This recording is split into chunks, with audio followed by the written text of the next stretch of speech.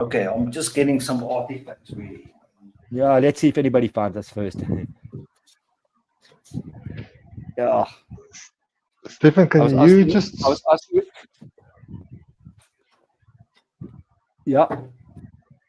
No, I just want the YouTube link.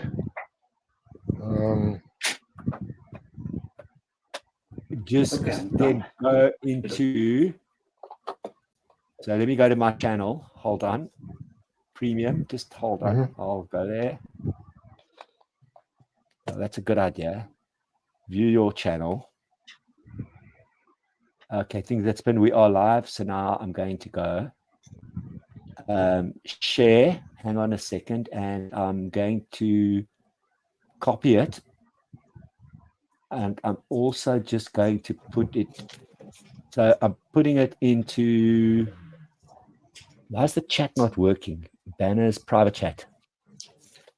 It's here in the private chat. Yeah, but I've got a different phone here, so that's why I need it on Facebook Messenger. Okay, no, just hold on. If I do anything on this phone, then it crashes. Okay, there it is. YouTube. Got it. Okay. I'm just going to my own channel, and what I'm going to do, what's coming, I'm just going to click on this other one, which is upcoming, and I'm just going to go in video.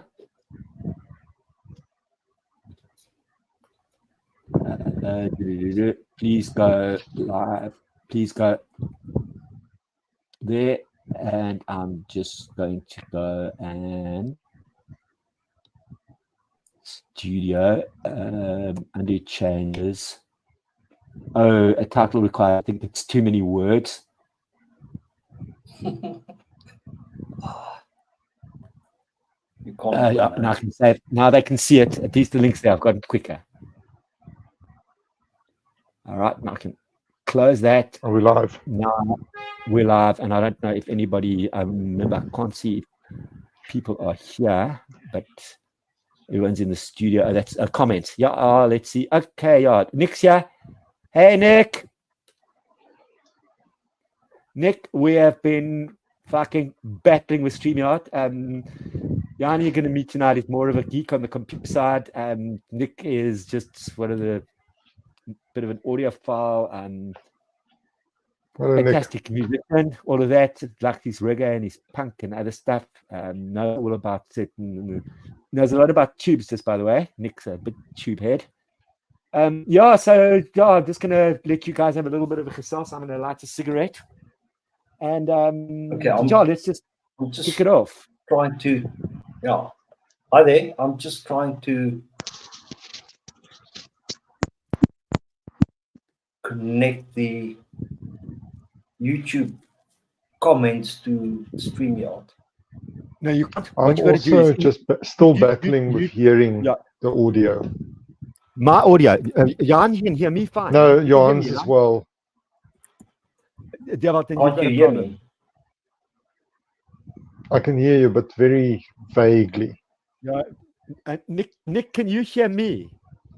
Just asking Nick, can you hear me and Johan?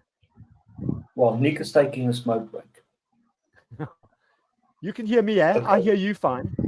I hear Devot fine. So you hear me, right?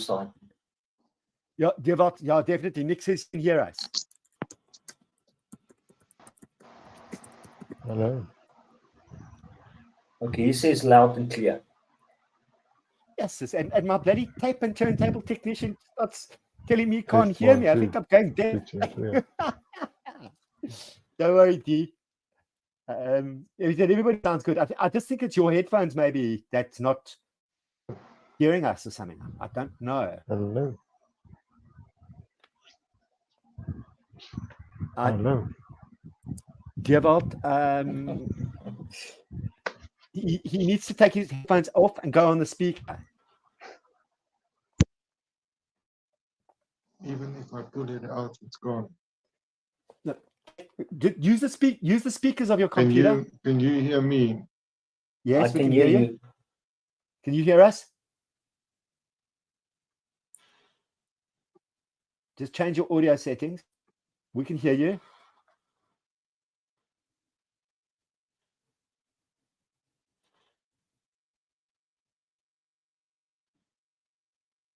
So in StreamYard, if I go there, if it's going to cut it, there's that. You got to just change your audio to your computer's audio and your computer's microphone or whatever, and it should. Oh, yeah. You can't hear me. Yeah, and you can hear me. Loud and clear. Yeah. Let me just There's restart definitely a problem, my...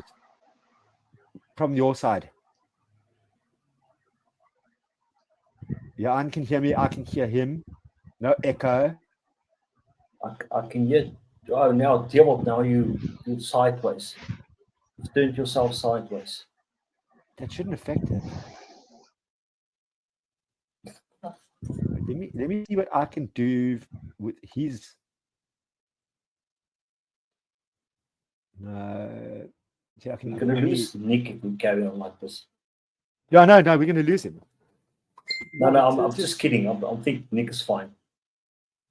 Yeah, but I've never had this before. This because D and I were fine the previous week, and I'm using the same thing. You can hear me. It's. No, I think it's on the old side because we've tested this earlier. And Yeah, Nick says he can hear all of us. Yeah, it's just Gerard's battling with his headphones and stuff. And I've used headphones and stuff before, but I mean, just decided I'm not. It's actually working for me fine tonight. You don't hear an echo, right? no. All right. Anyway, while Devil tries to sort this, please God, he sorts this out. Oh shit! I hope he's okay. It's just a battle that you just see what's one thing. Just I'm just last message, and then I'm going to. Sorry, because I'm connected on a different network on the phone. Okay. Just say we wait. We hang it. Listen, D, we here. We're waiting for you. Definitely your side. Something with your headphones that you can't hear. Your mic was coming through. Nick said as well. So we're waiting. Just enter the studio whenever, or just pop me a message for a link. I'm keeping my phone on. Yeah, Johan. So anyway, how's your week been? Busy. Yeah. Let me introduce you to. Let's see who's here. That's. Just want to see how many StreamYard. I'm just trying to see who's here. Nick was there. They give us. Don't know. Devot's just sent a Facebook Messenger. Let's just see. Sorry. Looks like I have a phone problem. Okay. So Nick's there. I just want to see the private chat banners. I don't even know who's watching. That's what we sometimes don't know. But people tell me, while we wait, how's this different from using YouTube for the whole thing? StreamYard, I mean, you've got a lot more control. We all use StreamYard. Okay. It's not for streaming live. You have to use some software. You can't. YouTube Lives ain't gonna do it. Just ain't gonna do it. So yeah. Anyway, Nick's there. New comments. How's things, Steven? Here's Nick. Just let's see what he. Developed was sideways. Here's Nick. So just gonna. I went away for 5 days. Feel out of the loop. I'm bummed I missed you on Sunday show. Yeah, I was on George Borden's show, which where Nick's normally weekly. I did 5 hours there on Sunday, and Nick and I normally geek out. We geek out big on tubes, and he's also into very efficient speakers, and being a musician and all of that. And Nick wasn't there, but I geeked out with George on music and studios and stuff because George's just a really incredibly knowledged both musician and person who's run studio and all of that, so they all run their turntables and some tape and all of that, and got sort of different opinions. So anyway, Nick, whoever else is here, I don't know whoever else is on the stream. Devot seems to be back. Let's add him to stage. Yeah, back. He's busy getting back. Yes, but the trouble is I'm back on my other phone that I cannot plug my headset in. We can hear you But now. you sound. Okay, but I'm struggling to hear what you say. I need my thing in my ear. Try it. because it's here on the phone speaker. So sorry, it's going to be very difficult for me this evening because my other phone just looks like it conked out. Conke. But yeah, we can hear and Nick's see now. Nick saying you missed some nerd talk. Actually, Nick, we did get into some. I'm just going into this quickly to respond. We didn't get to the normal audio, like you and me and tubes and efficient speakers and all of that. But George did get Nick can hear you, by the way, dear. George did went incredibly deeply into his guitar pedals. And why certain Chinese ones could emulate certain other, sort of what Hendrix was playing and whatever. And then I think throughout that must have been a 6 or 7 hour show, but I think he went back to his pedal board about 6 or 7 times throughout the show. So that was George, very proud of his pedals and all of that. Just a quick thing. I'm just going to start off quickly. Just going to hide the last comment. Just hold on. Just before we start and all of that, what's your take and your knowledge on all of this whole thing with guitar pedals and all of that? And effects and yeah, because that's when the guys want to distort the tube amplifiers, which you don't want to do. Yeah, no, it's a thing that you want to do. It's part of the creative process, and I've built one tube overdrive pedal in my life that's still used by that band, those friends of mine that's playing Europe. It's an essential part of their sound is that little box called the Fat Lady. And the thing about pedals that gets me is there's call so it the many Fat Lady. We want to know about Fat Lady though. Okay, so Fat Lady. It's sort of over until the Fat Lady sings. That's the the thing is like Fat Cook. As it says Fat Cook. Yeah, almost. It's got a very fat sound. Okay.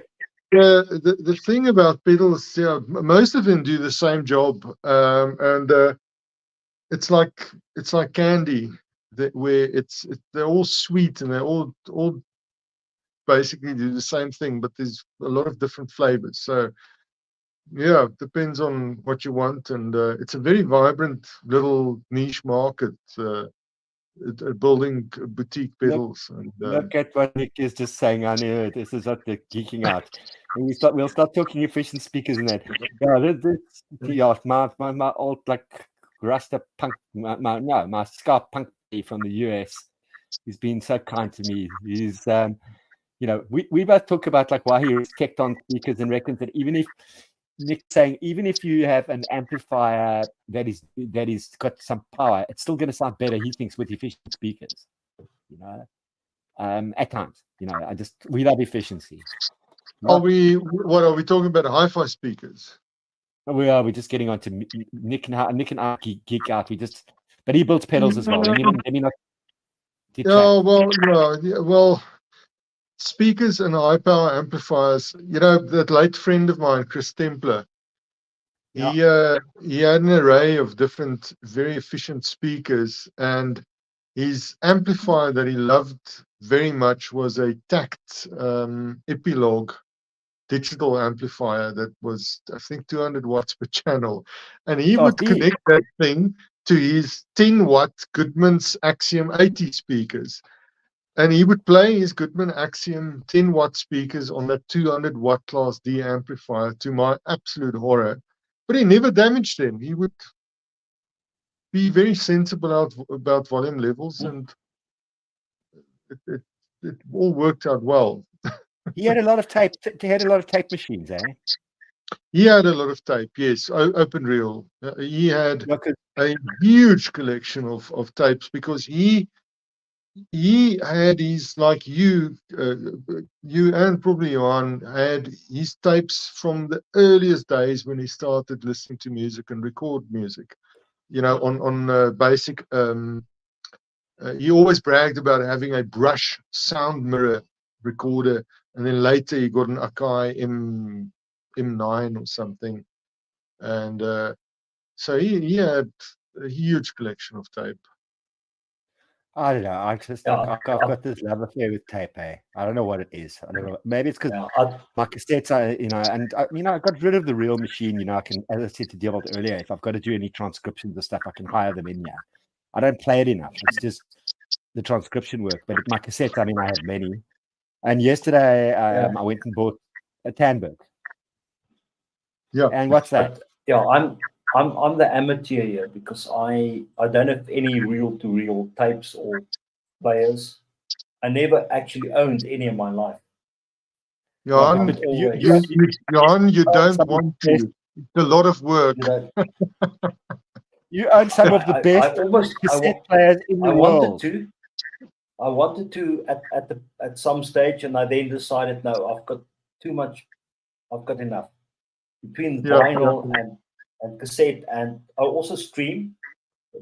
So between those, even a couple of CDs. Vincent's here as well. He's another Cape Townian. Vincent, you better make that gig with me on the weekend, please. It's one of the best jazz gigs ever. Kids are going back to Europe, and they're South Africans. So yeah, no, this tape that I've got here in my hand was demonstration tape that was made by Philips for Willie Studer. It's probably the Willie Studer company and not Willie Studer himself, but there's a remote possibility that it's him as well. What age and year is that tape, and we want to see what it looks like? It is it's on the libretto, 1977. And it was just a tape that was made by Philips to show off their loudspeakers capabilities. This was early audiophile demonstration material. They talked about where the tracks were recorded. You've dropped out. Okay. How do I go back to our normal?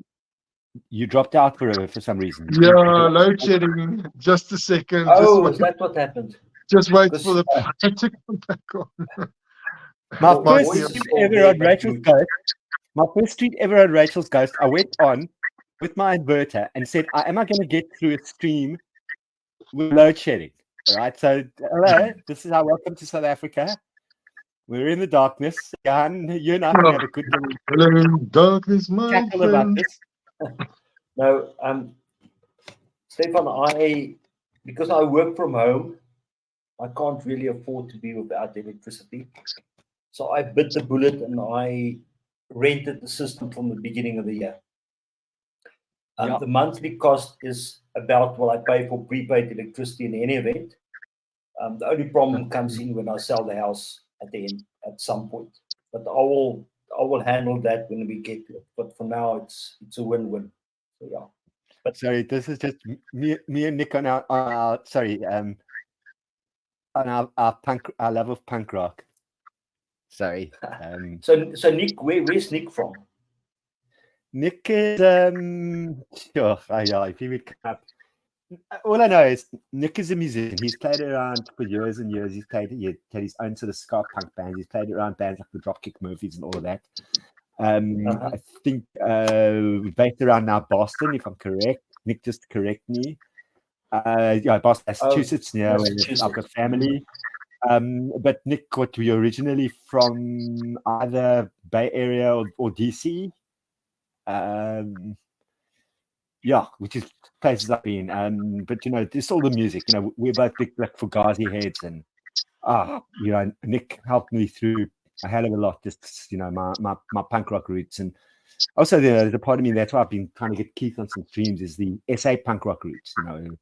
You want to talk, not even before James Phillips. If you want to talk early Corporal Punishment and bands like obviously National Wake, and all of that. You know, there's just so much that this country's got to offer, and you know that's why I've kind of got this theme going, is for us to just have a voice. Unfortunately, it's males, as you know, it's not representative of every race and every gender. We've got our problems. It's the same in the vinyl community. I keep saying this, but you know what? Hey man, we just roll what we got to roll. You know, and we've also, Nick says, you know, here's his comment, you know, I'm just saying he was extremely fortunate to have loved the world, to have toured the world for playing guitar, which I would have been doing anyway. Lol. Yeah. Yeah, so anyway, but yeah, I mean, there's so much, you know, that's come out of South Africa. You know, often I go on these streams and, you know, people will mention name, you know, whether it's like Anton Fig, hello, you know, Letterman, all of that. But, you know, good friend with Blondie Chaplin, Beach Boys, all of that. There you can go through to Tim Paravacini's time in South Africa. You can go through to Clive Calder. You can go through to even Tally McCulley's microphones. You can go through the Manleys, you know, the Manley company, Dave Manley in South Africa. You know, and I sometimes find that on a lot of these other streams that people are not listening. Whereas, and Dee's been in Bop Studios, you know, and knows what was there. You know, interesting. Yeah, interesting. I don't think punk was ever recorded at Pop. There was that famous or infamous Prophets of the City. Well, I mean, yeah, but Prophets of the City, yeah, this is what I'm saying. This is a Nick Connect. I unfortunately sold an album for a friend of mine. I think I've recorded it or whatever. Prophets of the City is as a seminal hip hop for its time. That was last year, right? As seminal hip hop as anything that was going on pre or at the same time between that whole feud between Biggie and Tupac. You go and listen to it. It is absolutely, you know, if I go out now, I mean, if I want to pull my favorite hip hop record, it'll be obviously certain things like Public Enemy, always the Beastie Boys, Paul's Boutique sits there because, you know, they sort of were the Jewish, sort of from the other side of the track, punk rockers that met the hip hop guys. But you go and listen to Prophets of the City. You go and listen to it. It is some of the most seminal, amazing music. Why that stuff has not hit the international scene, God only knows. As in words of Brian Wilson. We spoke about it last week about you know, getting the South African art out. Oh yeah, the more exposed outside borders. In my limited view, I think the record labels are largely to blame for that. They push the development of new albums, which they probably need to do, but the back catalogs, the old stuff that's sitting in the archives, are just sitting there, and nobody is praising it. Nobody is going back, looking back, and doing exposés on big albums that, you know, that was watershed material from our country, in my opinion. Absolutely. It's so easy for the local media companies to always make a big song and a dance about an international album.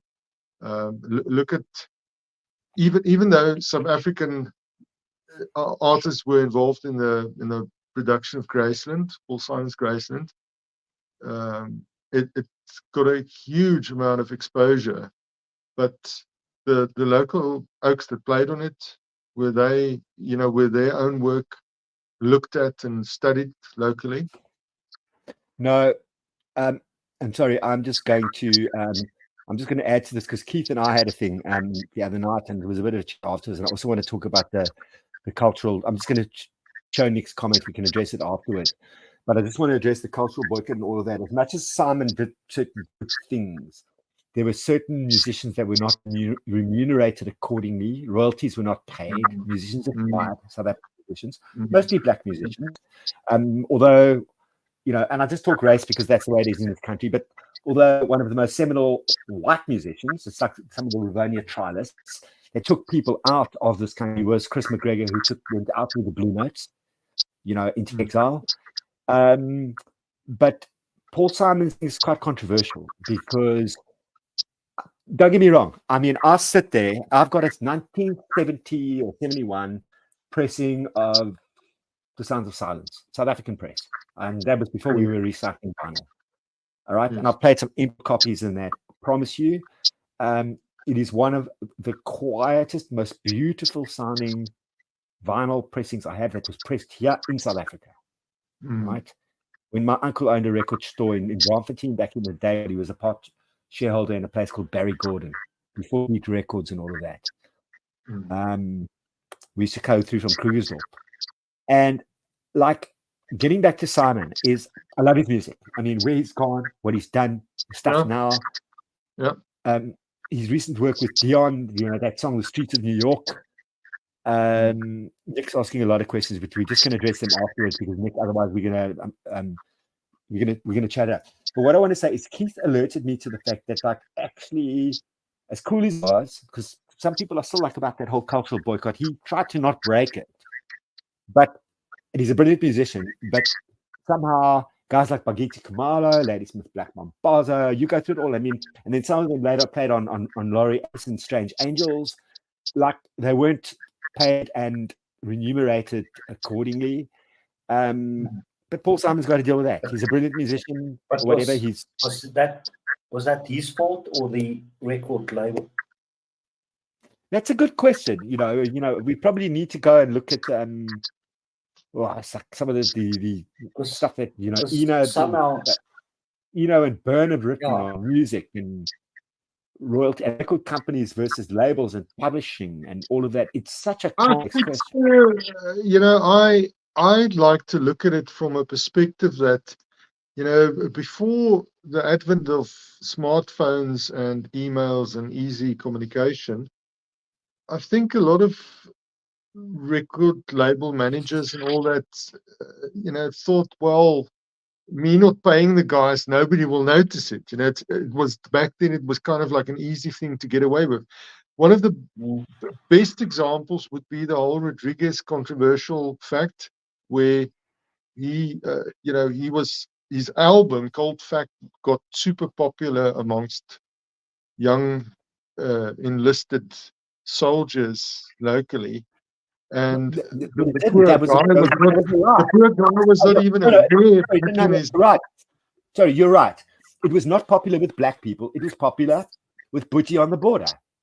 Yes, but regardless of that, there it is.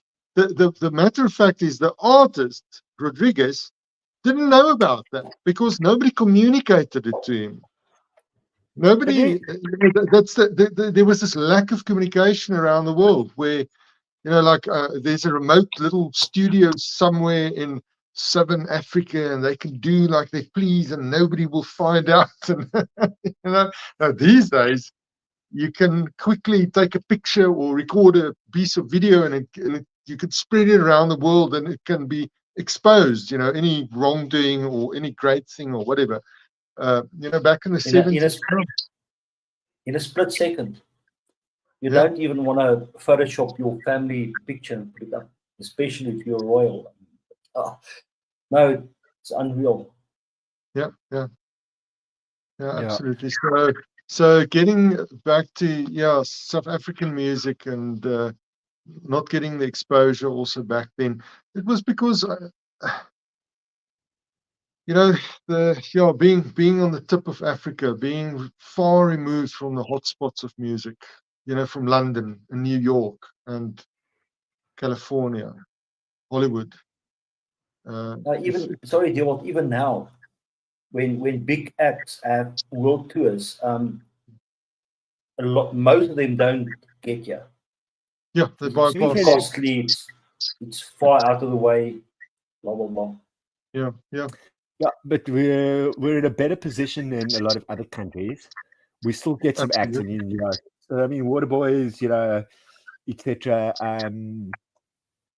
We get something, and we were never disconnected. Australia is obviously in a bit of a prime position, and I look at another sort of part of the Commonwealth, and Canada obviously being close to North America. I'm looking at our whole Commonwealth thing and colonialism, and obviously France, Europe, all of that. But quite amazing because I mean we have had some, I mean I saw Gil Scott Heron play Johannesburg. I saw LKJ play here twice. Manu Bangu, Femi Kuti, and then I worked with Femi in DC. Oh God, and then there's the South African musicians abroad. But I mean, here and that, Abdullah's just released a new album, as you see, that's touring. We've got an amazing jazz concert happening here this weekend with my friend James, who's been on the last few shows. He's playing before he goes back, but he's got Asher Gameti. Asher's released a vinyl record. He's with a European company. It's probably Gewalt. Now, that is one thing you'll just listen to. I'll send you the link to stream it. It is like James's music, and James said, please to connect me and him. I want you to hear his stuff because he's working, and through Morocco and his years in the conservatory, in Holland, just beyond. And Johan, that's the thing is, you look at a musician. Let us all look at a musician like Colin Mombelli, bass player. One of the most seminal South African musicians ever. It's been lucky, but back and forth. We've got so much more from before. Johnny Fourie, even somebody did it. It was Carsten did an article on Boerum Music the other day, and people don't know that and he recorded with Tananas, and Nico Carstens recorded a psychedelic album that nobody can get their hands on. I've heard the tracks to that. Because Carstens, I mean, and I sit with certain Boerum music and other artifacts here, in this collection that are relevant because our country is like Jamaica in terms of jazz and other explosive in terms of the amount of music that's come out. It's interesting that you mention it because I've grown up listening to Boerum music, and I just cannot help but hear there is so much jazz influence in a lot of those Boerum music albums out there, especially when they do a bit of a riff, like a bass riff or a drum riff, or the guitarist goes off in a tangent, And I'm talking about more modern Boerum music, not the traditional stuff, because the traditional guys are quite strict about how it must be played and the structure of the music. But the modern stuff is quite interesting. Those guys were skilled. They played skilled guitar and piano. Well, it's very interesting. What most people don't know, and everybody on a lot of these international streams, is that for me, is one of the greatest guitarists ever, and that's John McLaughlin. But McLaughlin quoted the late Johnny Fourie as what he thought was one of the greatest guitarists in the world. Now, there's always that. And it could be an urban myth, legend, or whatever. There's always that joke about where they turned around to Jimi Hendrix and said, how do you feel about being the greatest guitarist in the world? And he said, don't ask me, ask Rory Gallagher.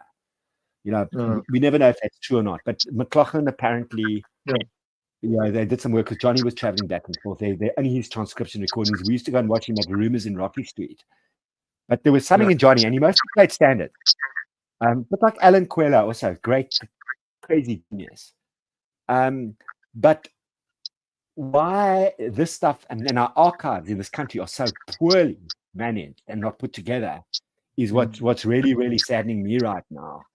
And this whole connect, because it's like, sure, certain things came out of colonialism, remember the other day you said to me, you were talking about like where we go and find the best recording environment. I said, don't find like the best NG Kerk.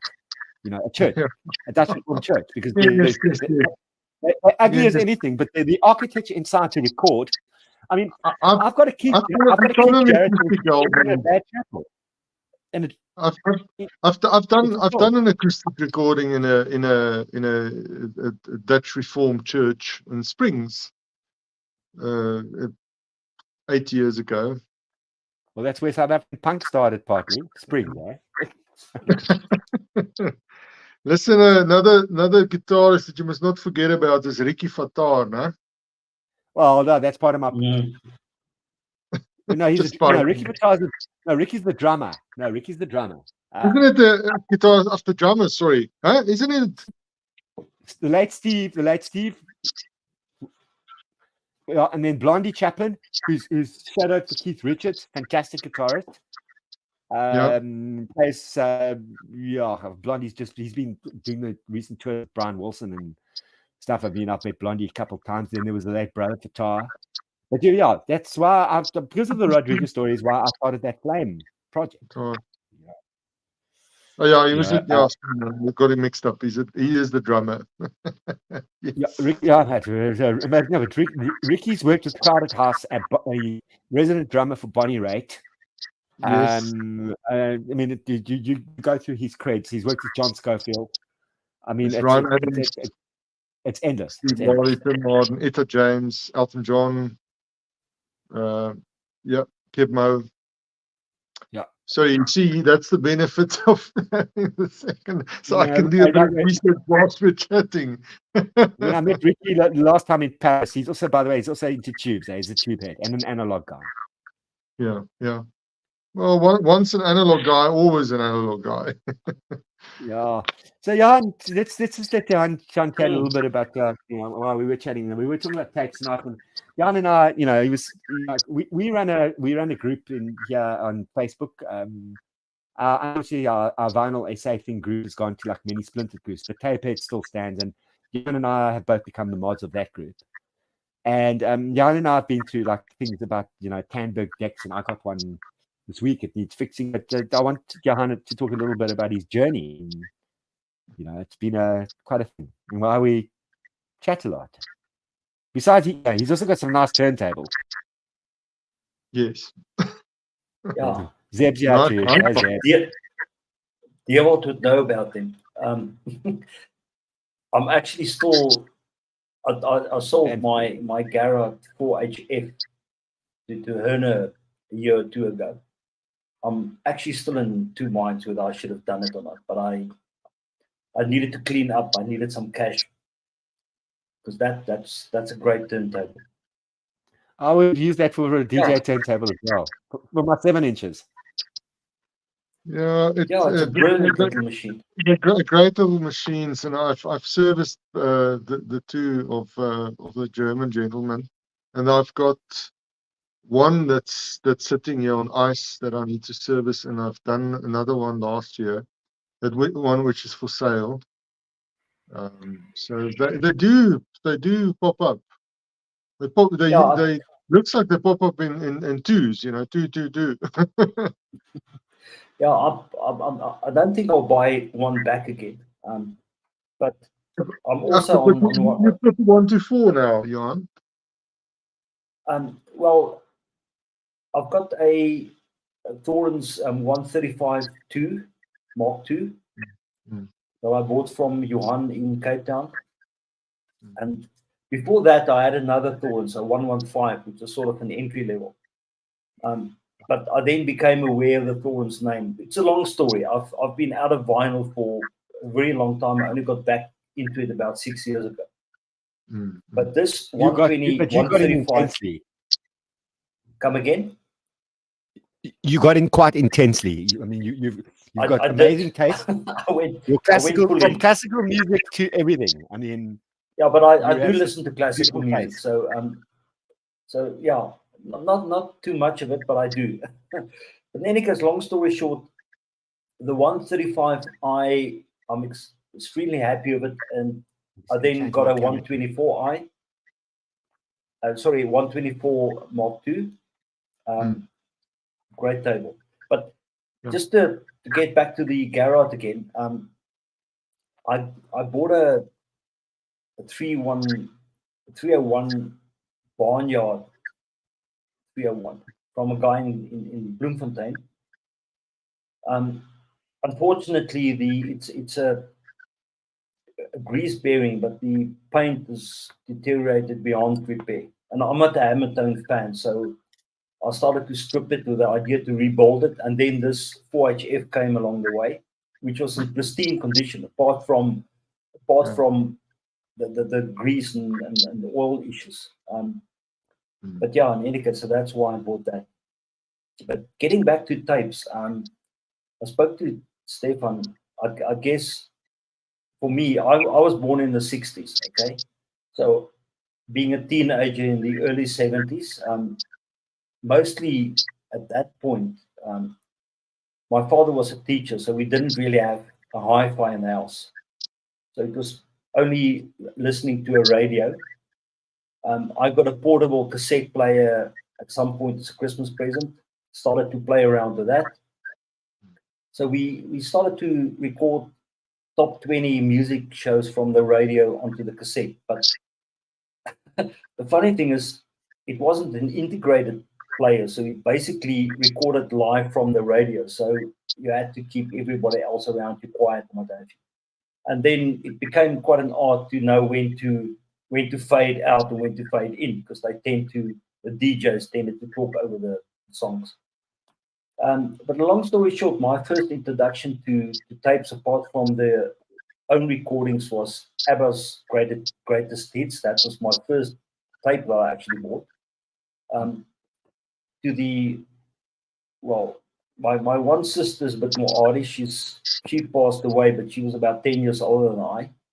And she wasn't very keen on this ABBA track that I was on. And thanks to her, I got introduced to Jethro Tull, Thick as a Brick, Simon Garfunkel, Bookends, and so on. So that's where the whole tape journey started. Then, as a young student, we were quite busy, so I didn't really have time to explore the recording much. But we started to go to record libraries where you could rent the record for a couple of days and then tape that.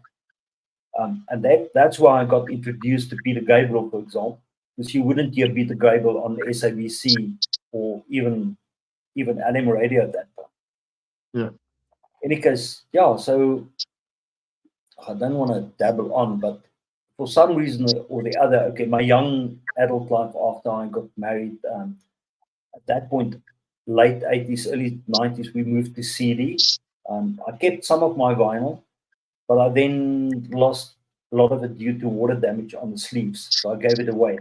At that point, so I only had CDs and a couple of tapes. I actually gave my tape deck Technics away to Asper's shop here, Goodwill type store.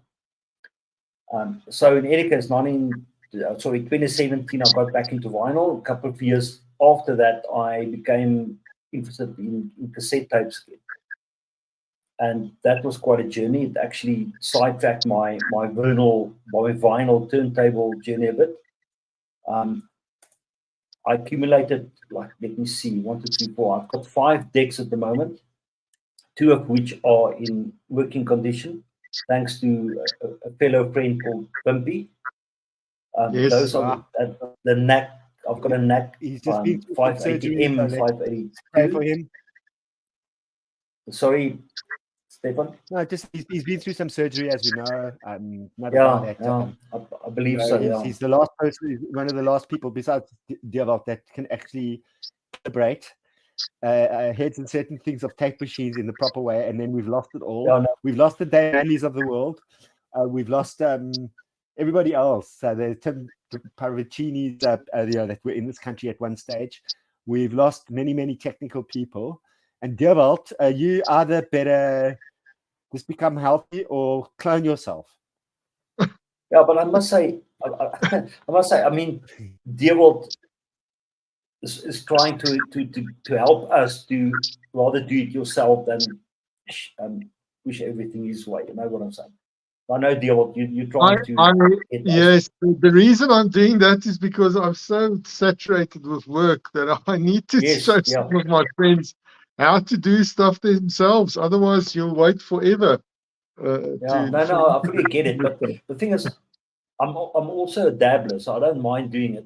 And some things you can, but I must say, turntables are far easier to work on than tape decks. Then I must say. Yeah. But anyway, that's where I am at this point. Just on cassette tapes as such, pre-recorded tapes, as we all know, is hit and miss. It's far worse than vinyl. I mean, you can, at least with vinyl, you can have a visual inspection. You get an idea. There's far better resources in the internet, Discogs, for example. Not only that, but you can get a far better understanding of the level of the pressing, the recording, and so on than tapes, for example. So yeah. Just a second.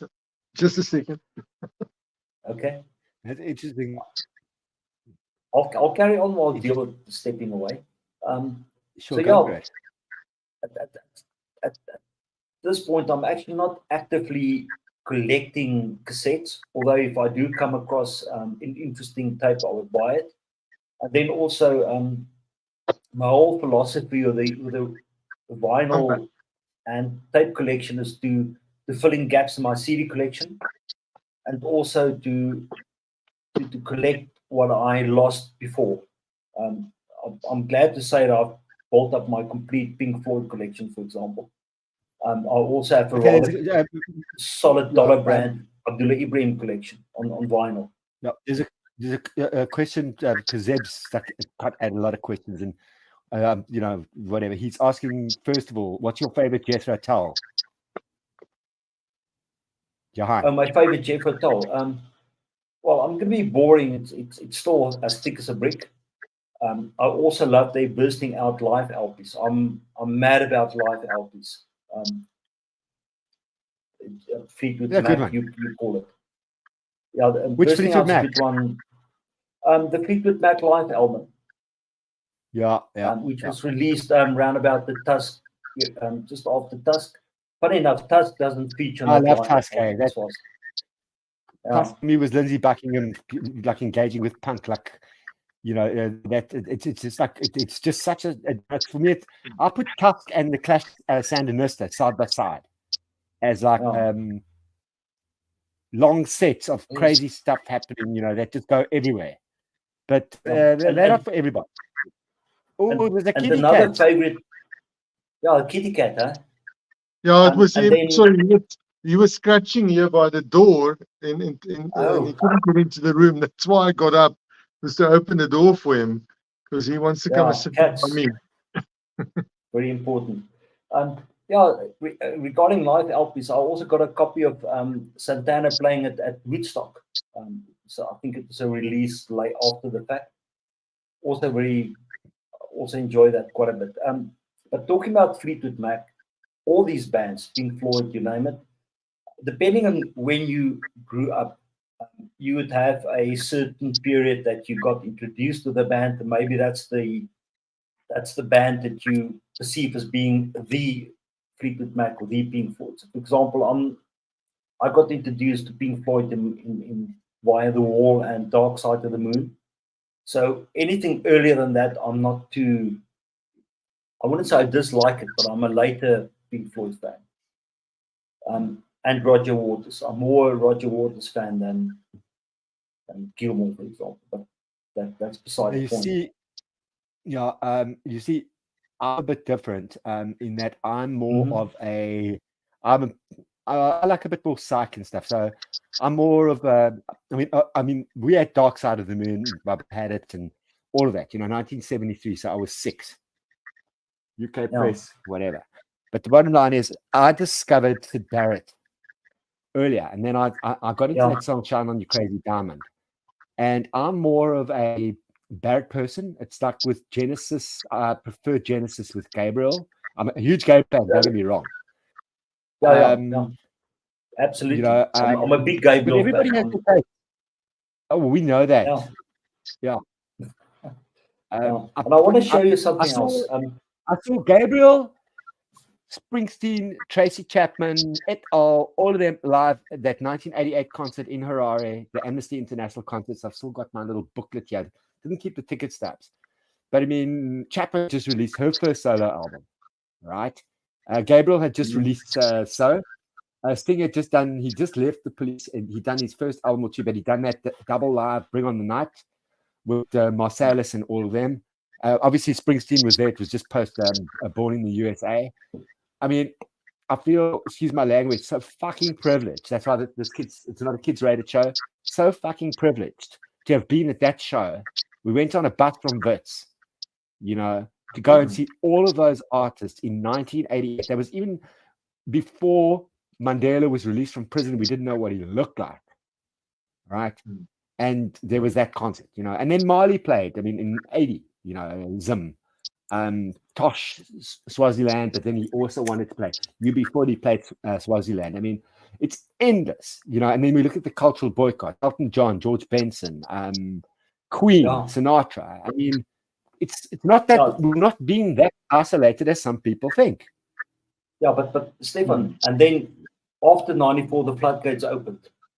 I mean, everybody, well, almost everybody, Rolling Stones, Phil Collins, Michael Jackson, believe it or not. We actually went to Michael's show. It was, no, man, at the end of the show, when everybody was asking for an encore, where? we could, Michael Joburg, Michael the where? Joburg Stadium. Come again? Michael played Jacko. Michael Jackson. He played Which Joburg year? Stadium. I'm thinking now, but it was 94, 5, 6, round about there. But the thing is, what I want to tell you, when everybody was asking for an encore, his entourage drove out. We could see the motorway. So he drove out while everybody was asking for more. So that wasn't a great show. I didn't enjoy it. It was too, I don't know. One of the best shows I've been to was In Excess in the Standard Bank Arena. That was a party. Oh, what a band. We had a party Michael train. Hutchins for me. We had a party train What from Pretoria to Joburg, and it was a joy. That was great. One of the Yeah, better shows. U2, I missed their first one. I saw the 360 in Cape Town. So yeah, I saw you No, two we had- first. I saw that. I just want to show you something quick. Digressing a bit. You may recognize this. Do you? God, that's something to do with Now you do. World Play. Oh, that's Now you Sinead. do. Yebo. No, they can't. It's Universal Mother. So I bought the CD. Yeah, I bought the CD when it came out. One of my favorite CDs. And at some point I got the cassette. And now the record, the reissue. So that's locally we call it a trifecta. We have the vinyl, CD, and cassette. So that's one of my. And the other one was Rodriguez. That's why I had Rodriguez on hand. You know. Nice. In any case, yeah. Listen, I think I might have a Rodriguez to add to your collection that I'm prepared to just get to you at some stage because I'm not the biggest fan. Yeah, we'll chat about that. We'll talk. I love it when people like. I love his music, but funny enough, I wasn't a fan at the time. It's funny. Like a lot of these guys, for me, I can't explain why, but a couple of things maybe, but there was quite a big void in my music. I don't know. The artists that I collected or started to get or really enjoy round about the early 80s to 90s, early 90s, I guess. But it's because of the studies and personal. I was married for a couple of years, got divorced. We also had the army issue to deal with. I went to the Air Force. But in any case, I think during that period, I wasn't all that involved with music. Because I think enough of me, we can carry on forever.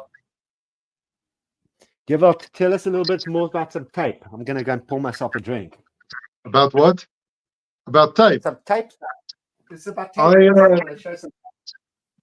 Was it last night? I decided to make a mixtape here on my Atari tape machine.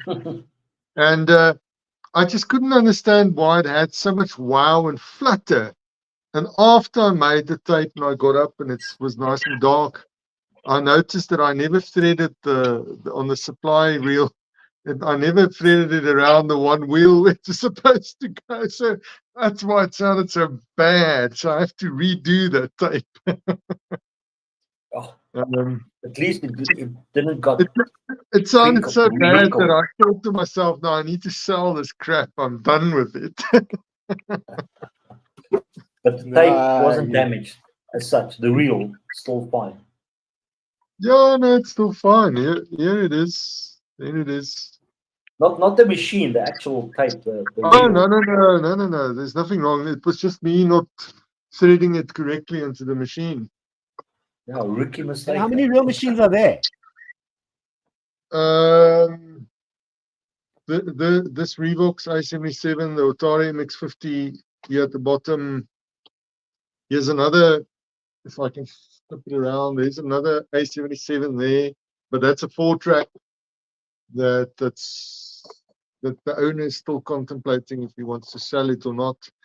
And then I've got the B77 in the bedroom, and then hidden away in the drawers or the cupboards in the bedroom is that beautiful PR99 that is like a gem of a machine. It is so pristine. So I've put it back in its box for the time being.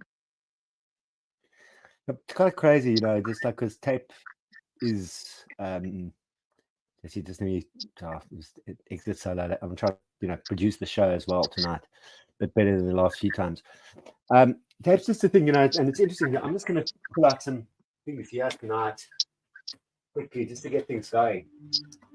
And then I'm going to edit. What did you use as the source for? What did you use as the source? Was it So, vinyl where is it? The little NAD streamer. Okay. It's quite high resolution. I love that thing. I've got like a little bit of an obsession with that that NAD streamer because it's fantastic. Absolutely stable. If it's stable and it's high res, I mean that's the thing is that people. Yeah, it's stable and it's got a really good sound. They've certainly voiced it to be a really lovely unit. I love its sound, so I run that straight into the Atari, and the optical goes to my DAC if I want to listen to it in the big system. So I love it. Yeah, and also a lot of people that, you know, you were the one who said to me, don't, you know, stress too much about your coax cables. I mean, I just know people can spend fortunes on coaxial digital cables, whereas you know we know that optical can only do up to a certain res, and I think that the CD quality actually, in a certain level, sometimes our ears can't even hear it, especially at our ages. But anyway, it doesn't matter. But it's the bestest thing for me ever was converting a lot of, because I mean I run multiple DACs and things, but it was just working a lot around optical cables, you know. Yeah. Optical cables.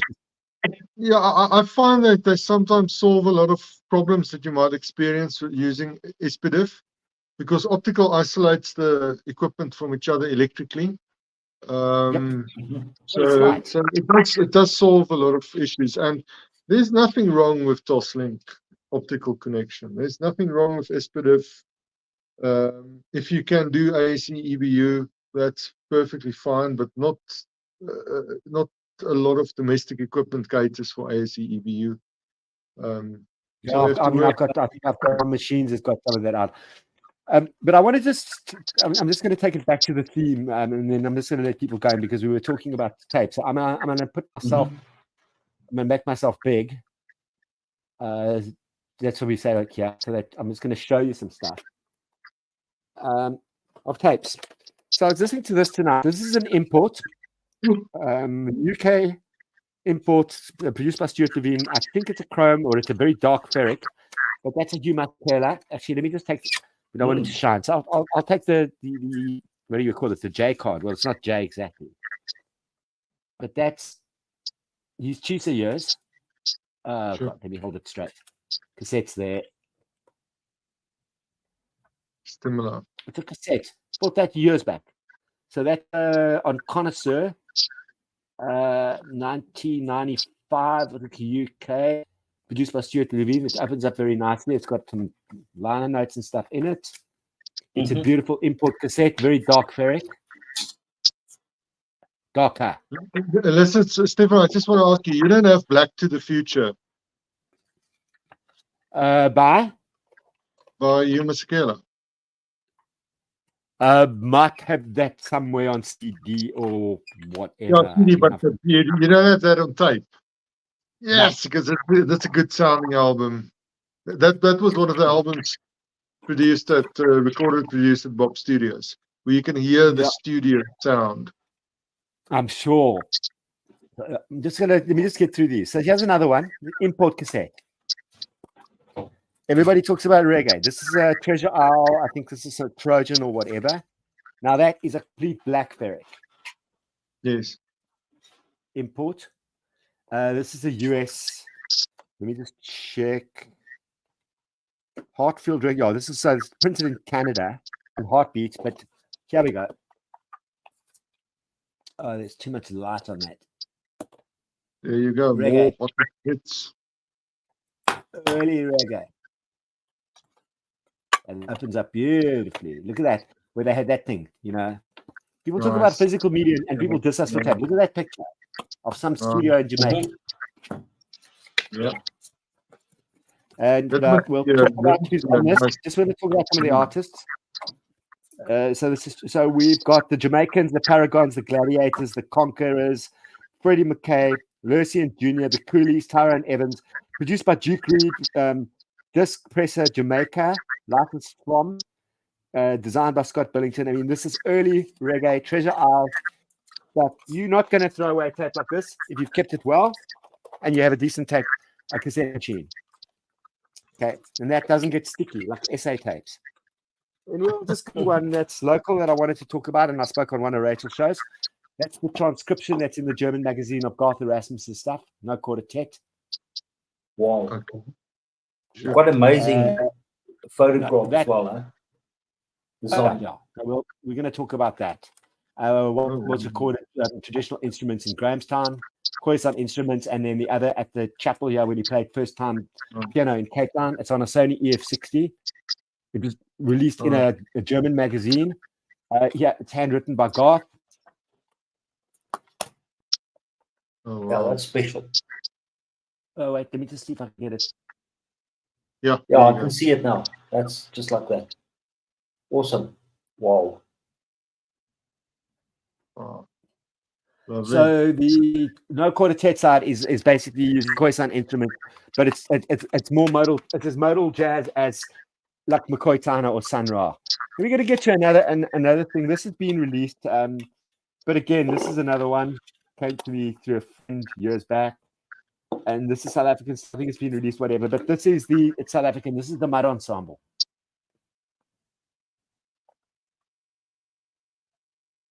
Two pieces on a tape.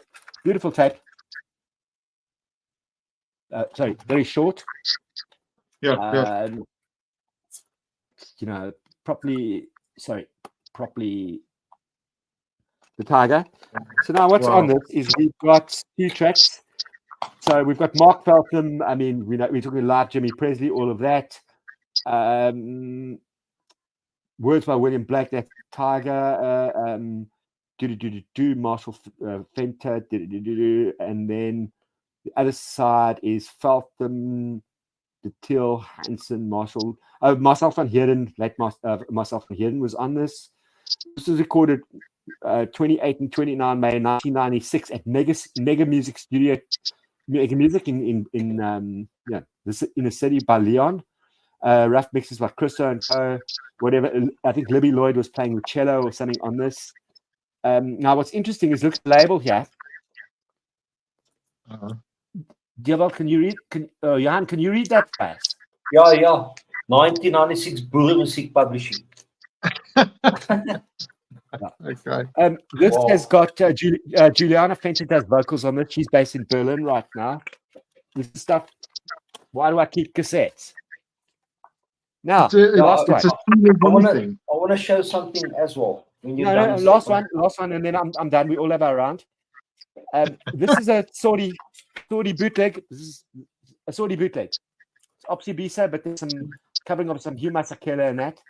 These tapes on first to bootleg. Jan, you know these. But actually, they don't stretch. But we've got Pata Pata and other stuff. Visa Mazzy spoke a lot about this band on his show. These were the Saudi bootlegs that came out at the time. Yes. But you know what? It's not sticky. It plays fine. Look at this crappy tape. And somehow... Still survived. Yeah. So if people want to know why do I keep cassette, there's some music I can't get, some I've got. It's just the way we roll. So I had a feature show tonight. Wanted to get through that, and now I'm handing it over to Johan. Yeah, I'm gonna wrap up with this from my side. I bought a batch of tapes a week or 3 ago from a guy. I was actually looking after Jagged Little Paul by Alanis Morissette. But two other tapes were in that collection. This is the one. Oh. Okay. It's like sorry, I'm just trying to get my Stephen warned me about it. It's a Jethro Tull Platinum collection. It's basically a compilation. And then there's another one, the number 2 in the series. Oh, what's interesting about these 2 tapes, it's a compilation, but it smells like a typical chrome tape. You know, when you smell it, it smells like crayon. So it's yeah. So there's no indication on the labels about it, but when you smell it, it's clearly that. So I actually still have to play it, but yeah. How dark is the itself, give me a second. Because you know there's 2 from BASF, and then there's. Okay, let me try and get a good angle on it. No. Oh wow! No, that's chrome. Black. Chrome ferrite. That's chrome. We know it. We know our ferrite.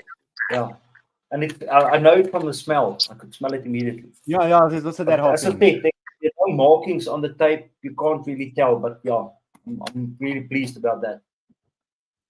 And I think that's a wrap from my side. Johan, it's interesting that you say smelling tapes, but it's a thing. I've been in a recording studio in the week, and the moment I walked in, I smelled 3M Scotch sticky tape. I could smell it in the air. Yeah. And as I walked up to the machine, I said to them, "You've got a sticky tape on this machine." And when I took it away from the head, it was just brown oxide smeared on the head. Oh. I said, "Why are you playing this with tape on this machine?" but it's a smell in the air. It's I've got a question. I've got a question to ask you quickly, if I may. Yes. And I think you're going to answer it for us, because this has actually been a great thing. We've never spoken so much about tape. So if you look at, like, you know, going to talk about tape recorders and that later. But if you look at the head of a tape machine, all right, I know that when I was doing some basic stuff on Reel, that I think is it a ferrite head that is stronger than certain heads of tape machines? What's the best head mechanism? You know, like we talk Starlight. No, there's only two styles of heads that I'm aware of in existence, and it's the regular polished ferrite heads that Studer and Otari and all those guys used, and then the special head that lasted a really long time, and it came from everyday market consumer brand was Akai with their glass coated heads, where they had a thin. It was probably similar to glass enameling that you would find on enamel beakers and mugs and stuff, where they just had this highly polished layer of glass over the head that made the head last much longer than your regular heads. So that's what I can tell you there. But the other brands like Studer, Reeboks, Thunberg, Nakamichi was just regular heads that wore out. There was something that happened to me. Why? Obviously, the Akai makes sense. Why I preferred an Akai to a Sony on Reel. But if I go to this manual from the Thunberg, I'm just going to go. It says if it does say anything about the head, Is that the original manual that came with your 300? Yeah. Guys, Wow. just a second. Can you just bear with me a second? I just want to go get this phone's charger because this battery is on the verge of dying. Sure. So, yeah, Johan, there's something about that. It's a particular, I don't know, but like, they said something to do with ferrite or ferric, which also I think it was Akai were using something similar. They said glass ferric or whatever. But there's something about these heads. Whereas I know the Sony heads, the Akai and like these Tandberg heads. I mean, everybody's after Nakamichis, and you own Tandbergs and Naks. Naks are difficult and they are pain in the ass, as you know. Whereas the Tandberg has a particular thing. This machine's going to need some work. There's those 3 ball bearings. I mean, it's a 1974. When I played it, I mean, it's a complete rehaul. But when I played it, its spec goes way beyond the 1974 spec that they gave when I compared it to the 3-head NAD and also to my Technics deck. But maybe you also just want to talk a little to people about like what tape decks you own and you know what you've been through. Yeah, I think I've briefly mentioned it. I've got a Nakamichi. Well, currently my 2 working machines are Nakamichi 580M and then a 582, which is the 3-head version. They actually also brought out the 581, which is also a 3-head, but without the monitoring. It's obviously in between, as far as the price bracket goes between the 580 and the 582. I don't know why people would buy that, but yeah. But I think those Naks were the first where they used the, I'm not sure about the terminology, but where they used the mechanism where the little pad were pushed back, so it was taken out of play, if you like. I don't know whether that makes sense. There's a little frame around the head that pushes the oh, my terminology is gone now, but you know that little pad. I mean, also because you know that's why your dual cap stand. That's why like for me, every deck's got to be a dual cap stand. Otherwise, I'm not. That's cassette. Yeah. But you know, I'm going to just throw it in a crazy direction right now. Is I was on a show. I was actually on George Borden's show the other night, and some people were saying, cassettes. And somebody's like, oh, my last cassette, you know, Americans and North Americans and other people. And yet there are kids and other people that are getting into cassettes. Some of the older audiophiles have left it behind. They just want their most expensive reels that they can now buy from Analog Productions, you know, from Chad Kassem. But what I'm saying is, I've got new cassettes, as you know, from certain companies and some from Japan. Cassette tapes, you know, and even Fio has just released a new little like Walkman thingy and have been reviewed. Cassette is making a weird kind of comeback. Doesn't matter. It's going to be around. Yeah. Right. Yeah, and I'm not leaving my tapes behind, you know, and I want to say, like, and Devil knows, for him, and I talked to him about cassette decks, it's a pain in the ass. He you know, it's much more lucrative and easier for him to work on a real machine. But yes. And I just wanted to say earlier that I think cassettes got a bad rap when you don't look after them like any other medium. And the reason is if you know, it was easy for us to take cassettes into a car where they were exposed to a lot of vibration, a lot of extreme temperatures and all kinds of weird atmospheric conditions. And then they became really bad, and then to the point we would chuck it out the window. And also the pre-recorded tapes that you could buy. Yes. Immense, but like guys like you that keep your tape collections indoors, on a shelf and look after them, those tapes certainly last longer, and they will sound better over the years than the tape that's been played to pieces in an old car radio. Yeah, for sure. And later on, perhaps in the Walkmans. Yes, they could have been damaged due to the Walkmans as well. Absolutely. I think that was where the medium got some bad reputation, was that it was Well, exposed to a lot of rough conditions, but it's going to also be a testament to the robustness of the medium also. You know, but then obviously, as you know, CDs came into play. People were recording onto CDs as opposed to tapes, and then the digital era hit us. I mean, so it was yes, so much. the optical digital Unfortunately, medium. the tape world lost out Yeah. on Dolby X and Dynamic at its best. Dolby S, Yeah. sorry. Yes. You know. Well, Elon and Musk obviously- did Dolby X. Yeah, you know how. And also just talking about cassette, the biggest problem has always been speed. But I've serviced, and for two people here, I've serviced sort of 4-track type Porta Pro recorders, one being a Fostex and one being a Tascam. And the Tascam goes at like it only plays back Chrome at double speed. Like that cassette, obviously you got to listen at that. But remember, Springsteen recorded in Nebraska on a Porta Pro, right? You get the right mic and stuff into that. You put it down, whatever, you EQ, you play around. Okay, these days we've got enough toys. People want to know why I run a rotary mixer. You got enough toys. I promise you, that's a shit hot analog recording. And obviously, I mean, I've still got a demagnetizer besides. Like, I mean, I've got a wand, an old-fashioned wand. Yes. Set, and Devot knows. I mean, I've lost my fingerprint cleaning cap hands because he told me to rub it around in lighter fluid.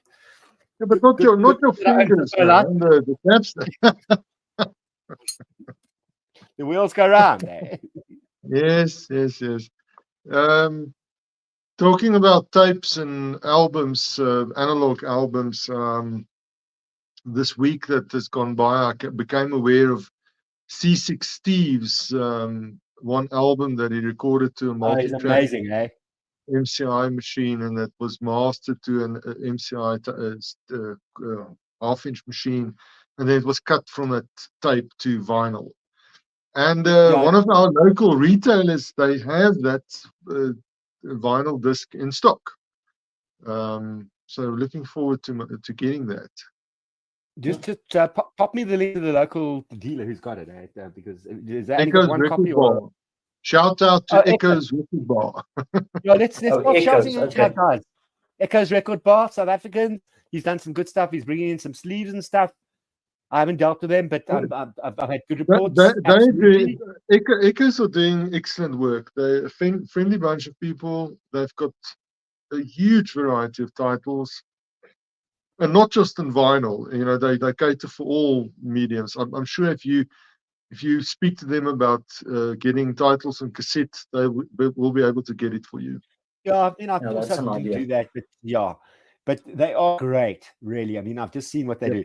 Just a little heads up to because Nick's back. He's been at work, but he said cassettes are coming back. You see, here's that's my punk rock geek friend, as I'm going to call him.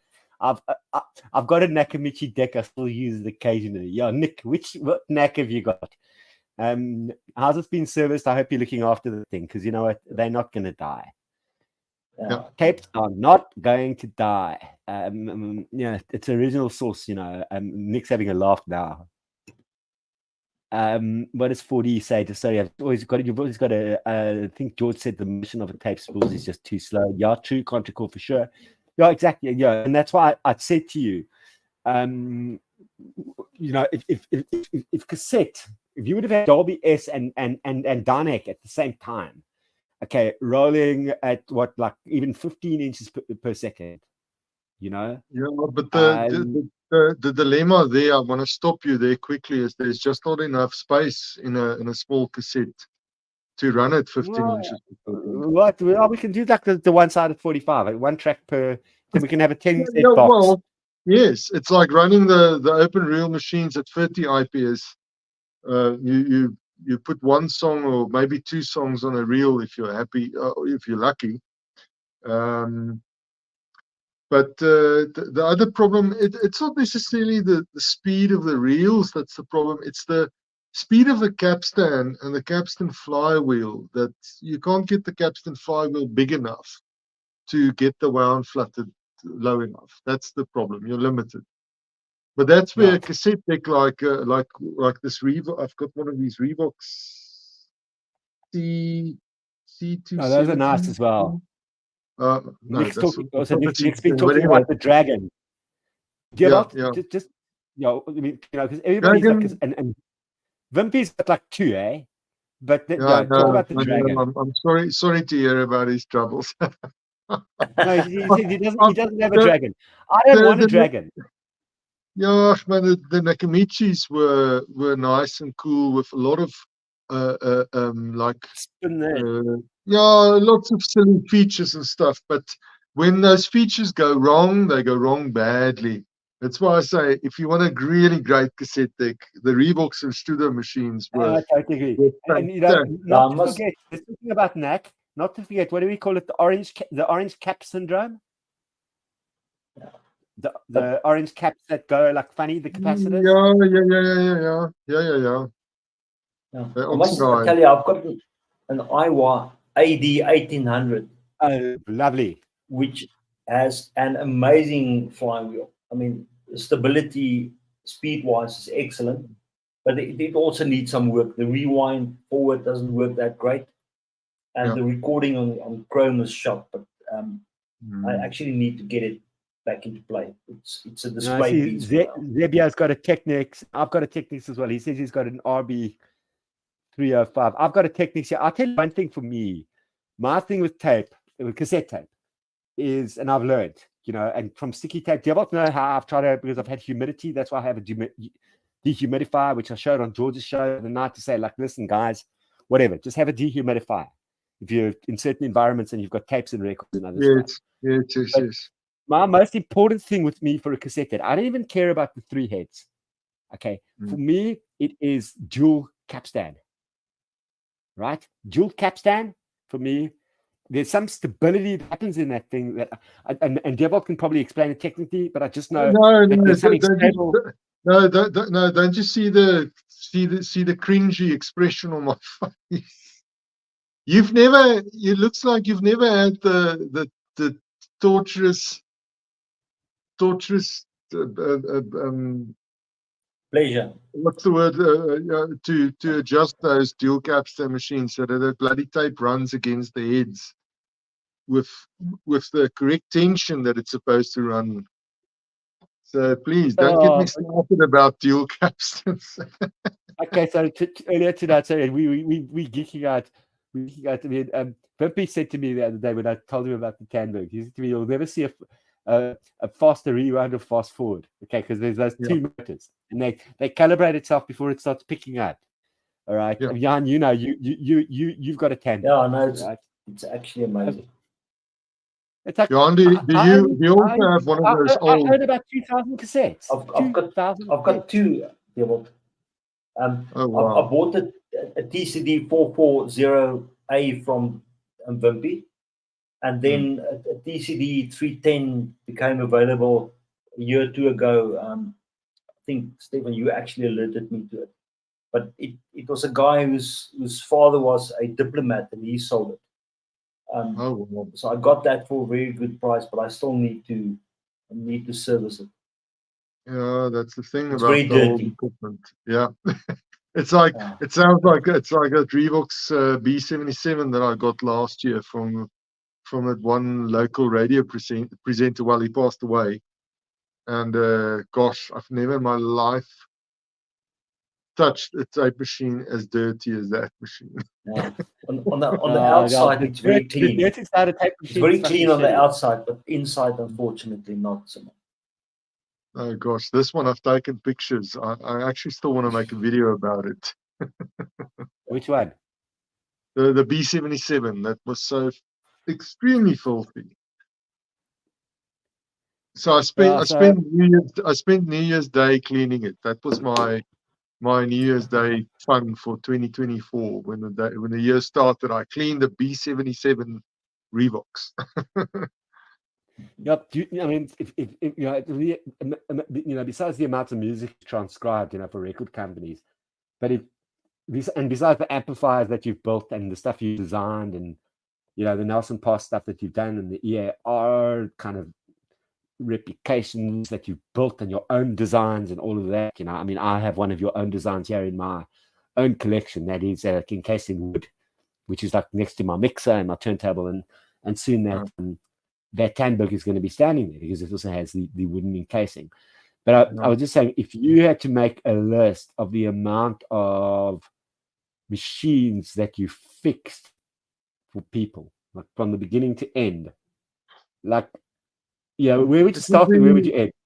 Yeah, it will be quite a long list. I probably would be able to list every single item because I have this really interesting habit of taking pictures as I work on the stuff and keep a record that way. So last night I was sitting with the laptop and on occasion I like to go back a decade to like the folder, the 2014 folder last night of the photos I've taken that year, just to do a bit of a recap. And all the stuff I worked on in that year was in that folder as well. So yeah, that's a lot of equipment. Johan, you've got one of those, the classic 77 phonos. That's what I want to ask you about. I've got one of your phono preamps here. You call it the classical, right? So when was that built? When was that built? That one Roughly, was. I mean, No. I would be able to tell you to the last second when it was built, but it was probably built without checking the records now in either 2019 or early 2020. So it's not that old. It's actually no.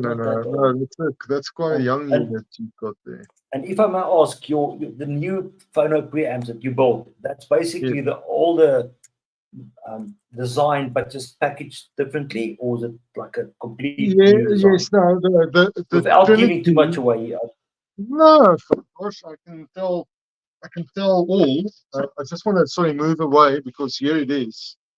Okay. Let's just do that. Do that. Because I could think the one thing that you're obviously trying to do is to make it more cabinet friendly or easier to manage. Yes, I'm not a fan of protruding tubes, especially small tubes, because it makes placement a little bit special. You have to cater. But yet you've done it with that one.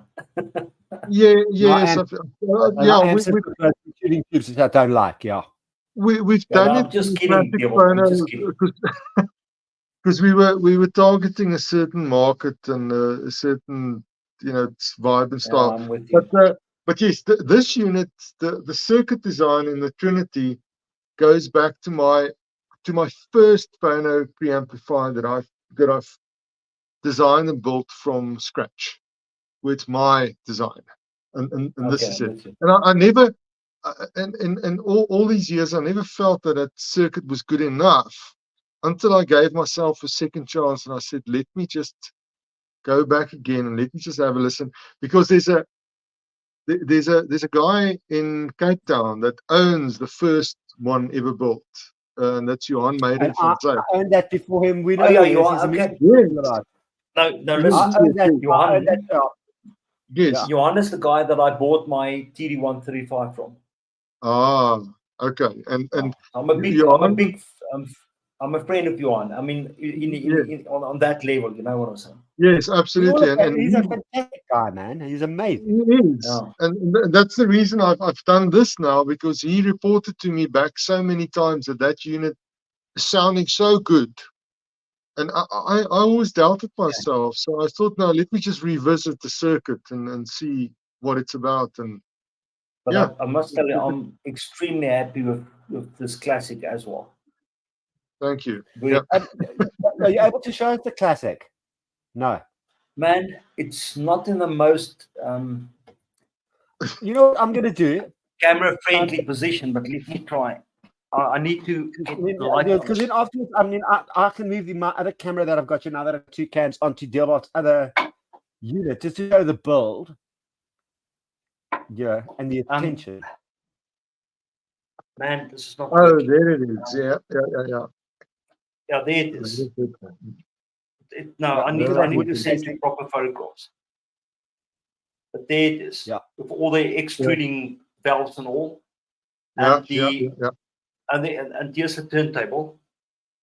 Oh, yes. And then Did you say the you've got a budgie as well? no. What budgie? Oh yeah, I thought you said you had a budgie. Somebody. No.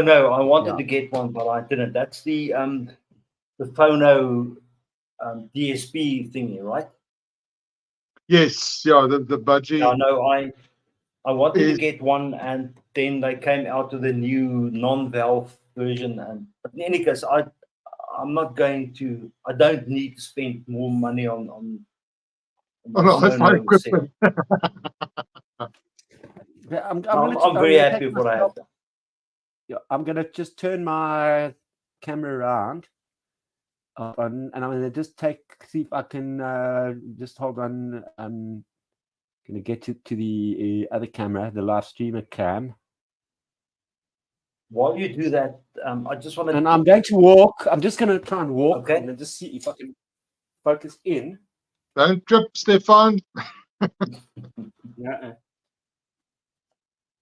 Because obviously, as you know, the power supply on the classic preamp is separate, so it's in the shelf underneath the. Yeah. Yeah. Good. And you say it's still behaving well. Very well, very well. No, I mean, yeah, I mean, the only thing I did after I bought it, I got a set of valves. Not because there was anything wrong with the original set, but Yeah. it's a principle of mine: get a spare set because you never know what will happen. So Yes. I've been using that ever It's since. always and because no issues. you don't want an evening of not being able to listen to music, where you can just if a valve should ever fail, you can just swap it out quickly. Yeah, but because I'm also an electronic engineer, so redundancy is a big thing for me. So Yeah. I've got redundant equipment all over. There's a backup for everything. Okay, so Okay, Stefan, there's over my to you. picture.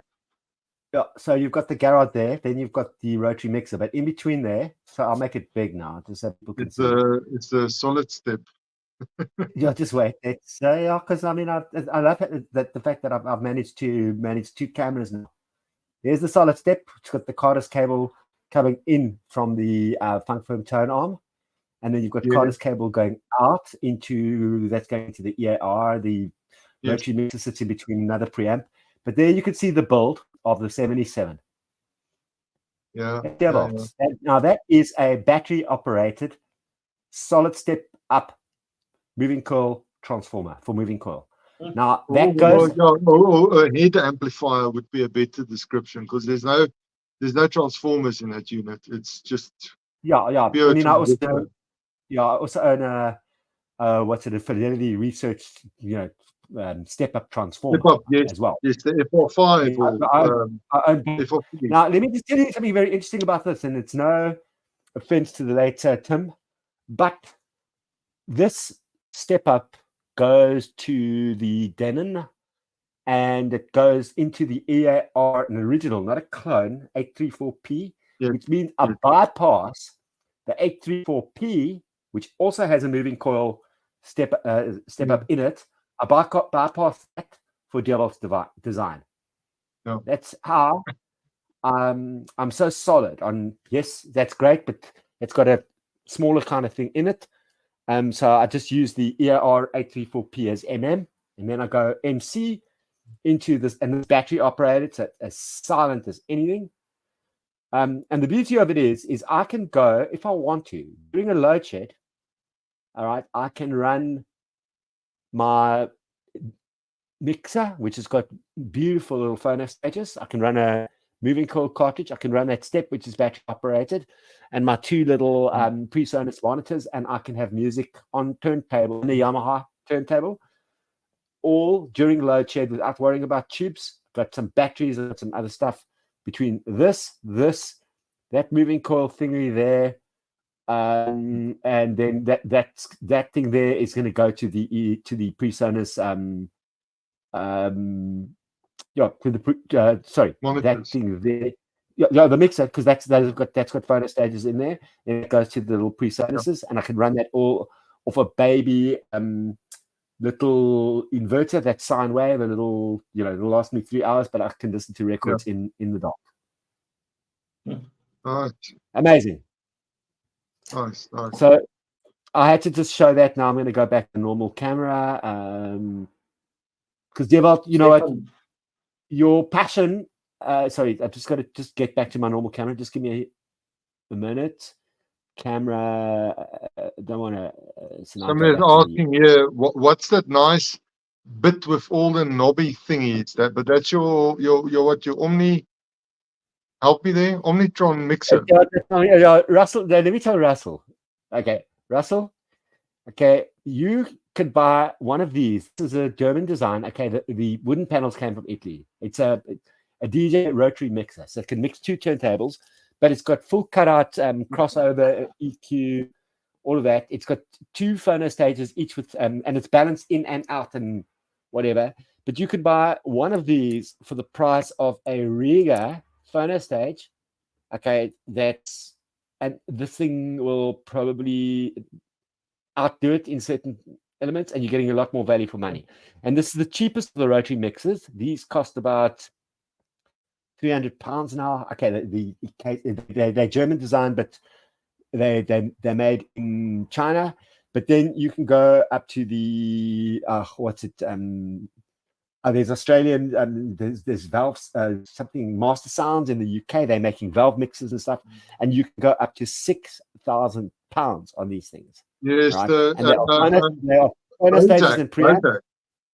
Yeah, Bozak. Yeah, but what I'm saying there's is, an interesting thing to mention about the Bozak mixers. Yeah.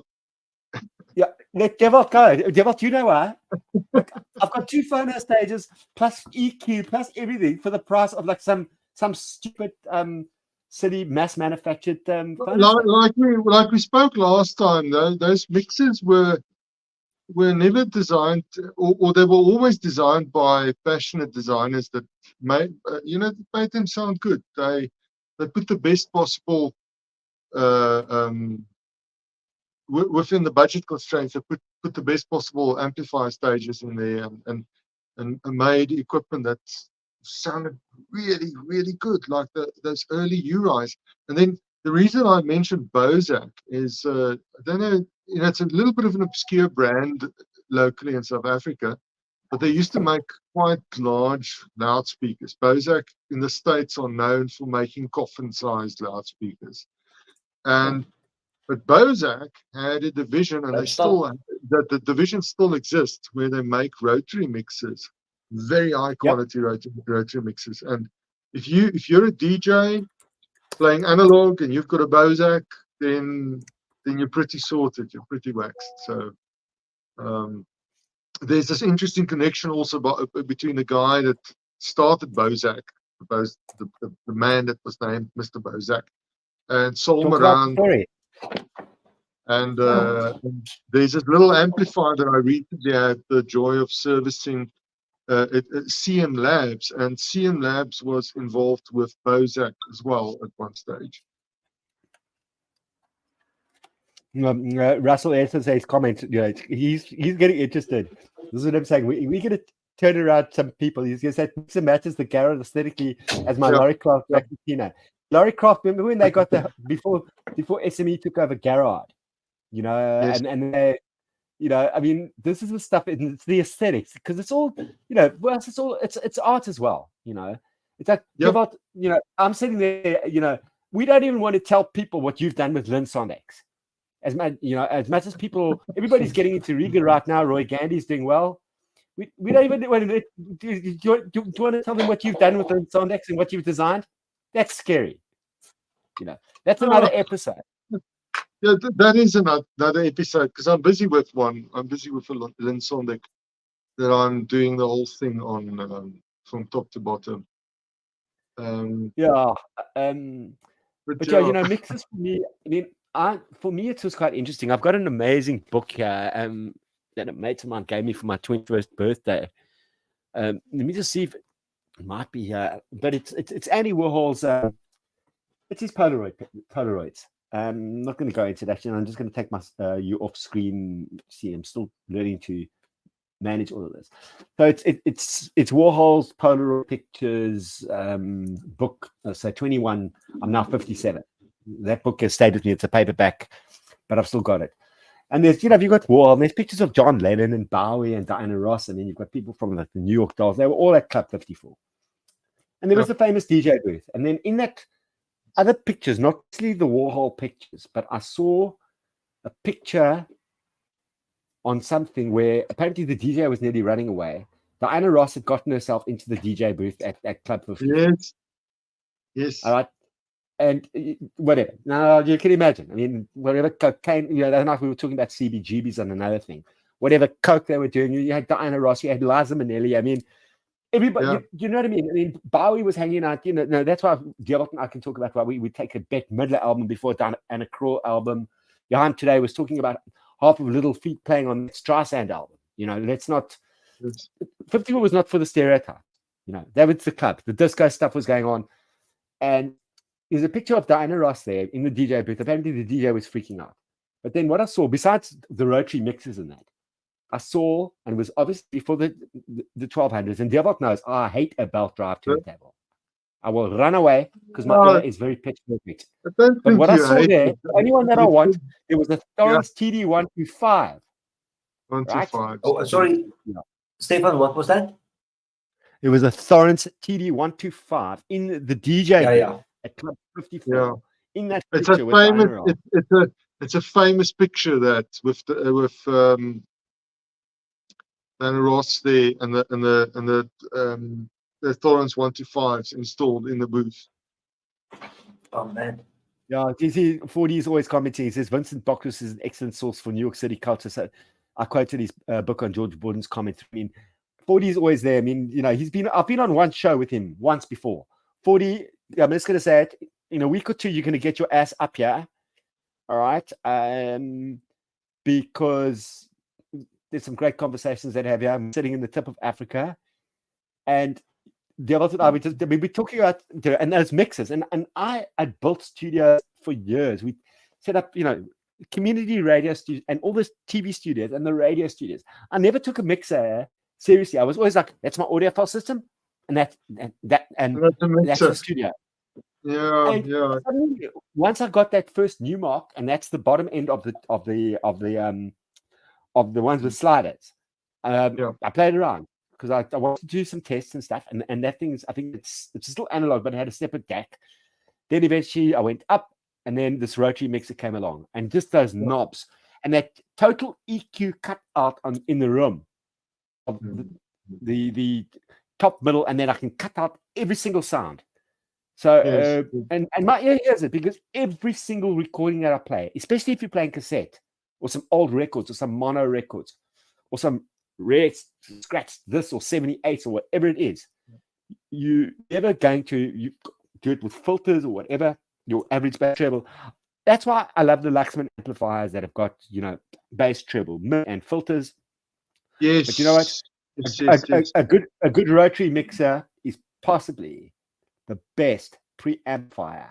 If you have a Valve one that's built to a spec of Audio Note or Lieben or whatever, Gavot knows what I'm talking about, is probably the best, excuse my language, fucking preamplifier that any human being could ever own. Yeah. And I've got balance. You guys are going over my head now. I'm sorry. Well, Johan, but basically what Stefan is trying to say, and I've said this a couple of times, I want to build a rotary mixer, but that's got like the Trinity or the classic phono circuitry, valve circuitry in it, where it's valve based. For home use, home hi-fi use.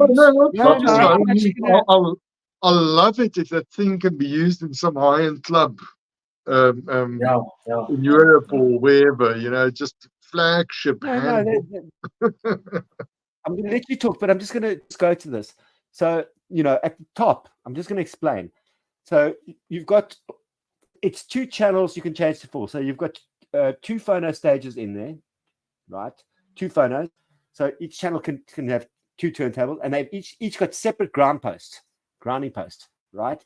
Then those 3 knobs at the top is that's like an EQ. It's top, mid, and it's bass, mid, and treble, but it's more like an EQ. There's total cutout. If I drop all of those and it adds gain, it cuts out the entire room, right? And this is only Is that in permanent use? Are you using that the whole time? No, I use that for certain components out of the audio notes, but you know what? I can connect this directly straight to the monoblocks, and it's going to be a beauty. But remember, this is like a cheaper version of the best designs, but it's not cheap. It's op amps, but it's clean. It's beautiful. There's no noise that comes out of it. It's got balanced outputs. So you also have two sets of amplifiers going through it. You've got a monitor and a booth. And it's for both of those, it's got RCA and balanced out. Yeah. It's just quite amazing what you're getting, you know.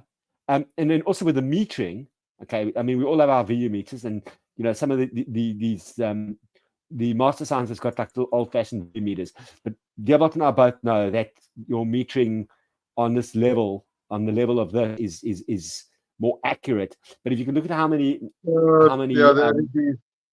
there's a lot of LEDs there. I mean, we're not talking about 3 or 4. We're talking about probably 10, 11, 12. You know, so I'm certainly seeing where my clipping and everything is. Yeah. You know? Yeah. And then in the front there, what you don't see the little TV kind of that's a little Bluetooth speaker. That's a TV, but there's the balanced microphone in, balanced mic in only, right? And then you've got a headphone amplifier out. And believe it or not, with the gain that you can push on this thing, it can drive my planars, right? Silently. So what value for money am I getting for £300? Yep. Absolutely. You know, Absolutely. and that's my point. I'm just going to take myself off solo layout now. So it was a bit of a rant here, one of my rants of note, but it's 40 said that, you know, he'll come up and he's talking. I mean, we're going to get to that. But that's my thing, Johan, is like, this is I'd neglected this all these years until the Rotary started coming in, and I saw some DJs and stuff. I played around with the mixer because I wanted to just play between 2 turntables and stuff. And suddenly a Rotary mixer came into my mix, and I pulled it in. And this has got like old style, like sort of semi-Bakelite type knobs. You know, there's not a slider on that thing. I've had ones with sliders. I like the Rotary approach, but it's not for mixing.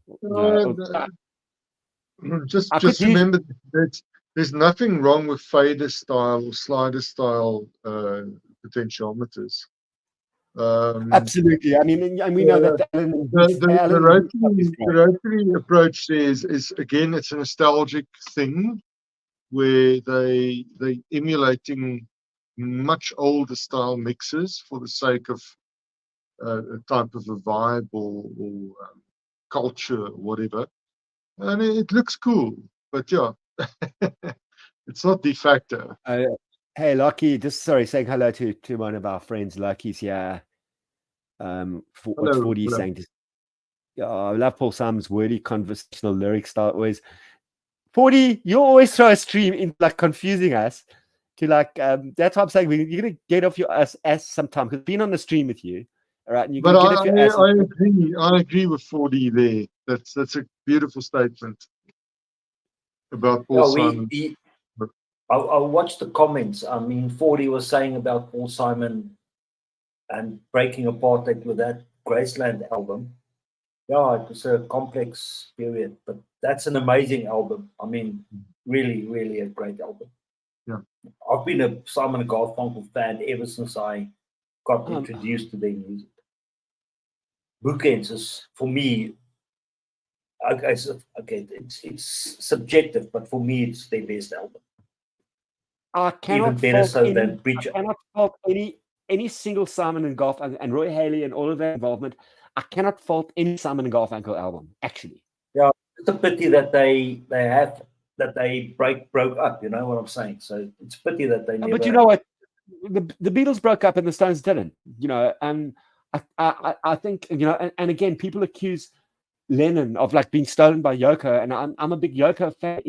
I think that a run of a certain amount of years and reunions are good, but you want to be like the Stones, and then everybody's like now debating whether they're like 25th. What is this? I think that there's a time and place for creativity and artistry and music, and then we move on. And you know, Jan, I'm going to tell you the most amazing thing about South Africa right now, and I was skeptical. I'm skeptical of reunions. So I've seen the National Wake. You know, I was at Amoeba in LA. I mean, I was with Ivan and all of that.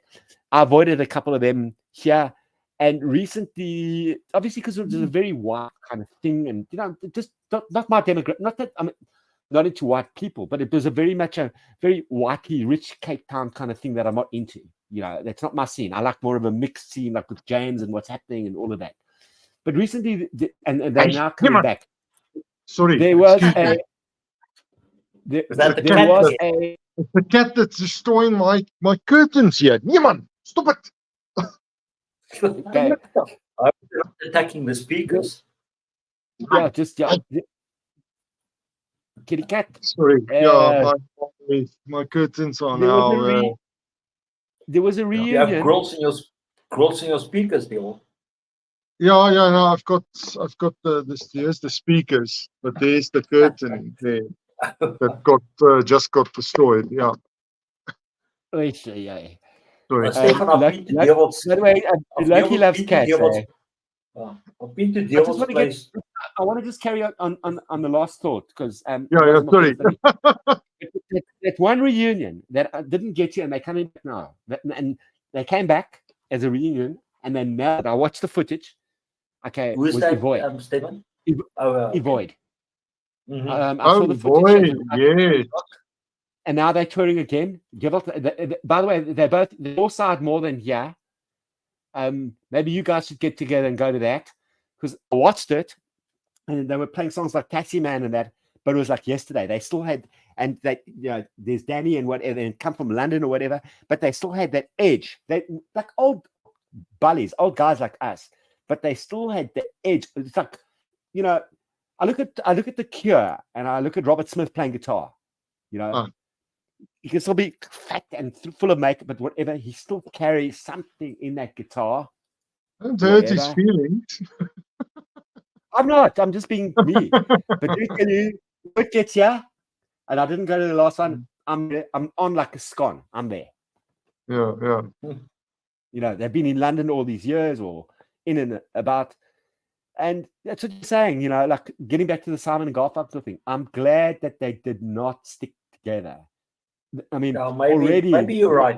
Maybe you're right. That reunion in Central Park as a concert was still so beautiful when it happened, and how we waited. No. I actually, sorry to interrupt. I actually have a DVD of them doing a show a couple of years after that. I must actually find the DVD. Much older, but a more intimate setting in some like a hall. I can't remember the details, but also very nice. That was done. Yeah. I don't know whether it was 10 years after that concert, but yeah. I've also got a DVD recently of Paul Simon's, like through the Africa Graceland bit. That's a DVD. I haven't watched it yet, but I do need to watch it because I mean, don't get me wrong. I've crapped on Simon for certain politics and appropriation of like not paying arts and all of that. But don't get me wrong. Fair enough. I cannot fault any Simon and Garfunkel album, and I cannot even fault any Paul Simon solo album. I mean, you know, even I think there's one recently that he Eno was involved. I mean, you know, and then even after Graceland through to Rhythm of the Saints, all of that. I mean, the man is just a bloody brilliant musician. Yeah, and don't forget Art Garfunkel's solo efforts as well. Also brilliant. What I wanted to say is that, you know, if they never broke up, there would have probably not been solo efforts that were gems on their own. Because the Scissors Cut album is a nice album from Art Garfunkel. It's smooth, it's sleek, it's cozy, it's comfortable. It's like a nice jacket to put on in the winter. That voice, the falsetto that he reached. The falsetto is beautiful. I just want to, I don't know how to do this. I can't comment. I can't reply to a comment, but I can add a comment. But Mr. 40 Man, where are you from? He's in the UK. He's okay. 40 is I've been on a stream with him. You get him up. He's into psychology, he's into academia, and he knows music. Helps back. He's talking about James's trumpet because James has been on the last few shows. Good. 40 James is not yet tonight, but I'm going to be at one of his gigs on Saturday, and we might live stream from there, or we'll put it up later. He's playing with some of the top musicians. And then Lockie's, sorry, just 40's from Manchester. Oh God, that's the home of Joy Division and the Happy Mondays. Martin Hannett. Lucky says, I wish you're the one had a vinyl release. Lucky, actually, just putting that up. I mean, Simon is just such a fantastic artist, and yet Keith brought up on the other day, riddled with the controversy around Graceland and the cultural boycott. Was he or was he not breaking it? And that's another thing that I'm going to talk about in another Devot. Also we want to talk. Just a comment there. I think Paul Simon took a chance there, and he took a calculated shot at doing Graceland, because remember we spoke about the lady that approached him that actually wanted to do that kind of a African fusion album, and then Paul Simon hijacked the idea. I think he just took a chance to do it. Yeah, because also you go back to the Malcolm McLaren thing and his old work, and I've worked with Big Voice Jack on that Dave Matthews Band documentary and all of that, and Simon stole from him, but McLaren stole from him, not Simon. But even before McLaren, there was a French artist by the name of Lizzie Miss Declue, and she did a Zulu theme. I've got that here on vinyl. Her Zulu albums. I mean, Zulu music, and I've got a whole book here on Zulu lyrics. I've got the Smithsonian album of all the traditional, isiZulu and other music. And then, what was his name? The guy who curated all of the African stuff. He passed recently. He did. Anyway, one of his books on Zulu, we got this incredible history in this country, and that's why I stay here. And it's like, and as REM could say, that it's the end of the world as we know it, but something's always going to happen on the tip of Africa. Yeah. Sorry, I'm just reading up here. It's Heidi Berg, where Paul Simon produced an album for her with bootlegged Mwangwa music, and that's all these inspiration for Graceland. Send me that link when you can, or just pop it into the chat if you want to, or whatever. No, I think it's on this phone. Sorry, I'm disconnected. We'll send it to me on Facebook or whatever. I'll pop it later so that people can see it, in the comments, or just as a thing, because that's an amazing reference. That we're all on top of the game here as well. And and I told you these streams can become just like hanging out with mates. Sometimes people come up. I mean, I've been on a stream with 4D. I've been on streams with Nick. But Devo actually. Yeah, I'll pop it later because I can't. It's on Facebook now. What I'm saying is it's really just an amazing thing to share the passion, And we all know that we both two of us own pieces of equipment built by hand by Dewald in our rooms, and we know that they are at the level of the best spec of the top Japanese handmade equipment out there right now. And that we're into a bit of vintage. We kind of like Thorens and Tandberg kind of fanatics and this and that, and we tubes. But we also love music. Johan, you and I have spent a lot of time talking about classical music. You have your passion for Sibelius. And we can talk about it next time round. Photography used to be a hobby of mine in the 90s. I had a black and white dark room. I went to all these gigs at clubs, music festivals, and so on. Oh, wow. But my daily work involves working on a computer all day. So I never made the transition from film photography to digital photography. Okay, I take photos, yeah, but I never took. I'm not taking the hobby as seriously as I used to. And I think that Yeah, you know, the knowledge. I hope you've still got your analog cameras. I still have analog cameras, but oh man, I don't. My daughter's even fiddling with it. But the problem is with digital, you can take 10,000 photos or 500 in one day. With film, you just can't do that. Too expensive. You don't know what the outcome will be. So digital for me is far better when it comes to photography. There's no disputing it. I think when you think about the cost and what you get out of it and so on, but from a hobby perspective, I obviously prefer the film and I didn't like the film bit. I like the darkroom printing bit. You know what I'm saying? I mean, I used to do, I mean, in my mother's attic. I mean, I didn't have a, but I used to develop my own stuff. But I had a Patterson tank, you know, and everybody talks about the surfactant in cleaning. You know, we know about our photo fix and all of that. But for me, I think that digital makes sense economically. You know, that, you know, if I want to record a musician, I'd rather be. I'm not talking about music now. I'm purely form, right? Oh yeah, but Johan, I agree with Stefan, because it's the same thing.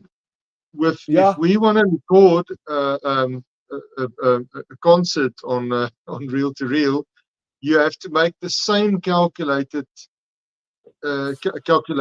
as you would by taking film photos, because you only have a limited amount of time on that machine. You're far more involved in the process, in the creative process. I totally get it. It's far more involved. You think about your decisions and so on and so forth. But I think if you have that background, do you remember rolling like you only had 24, maybe 24, whether it was 120 or 35 mil.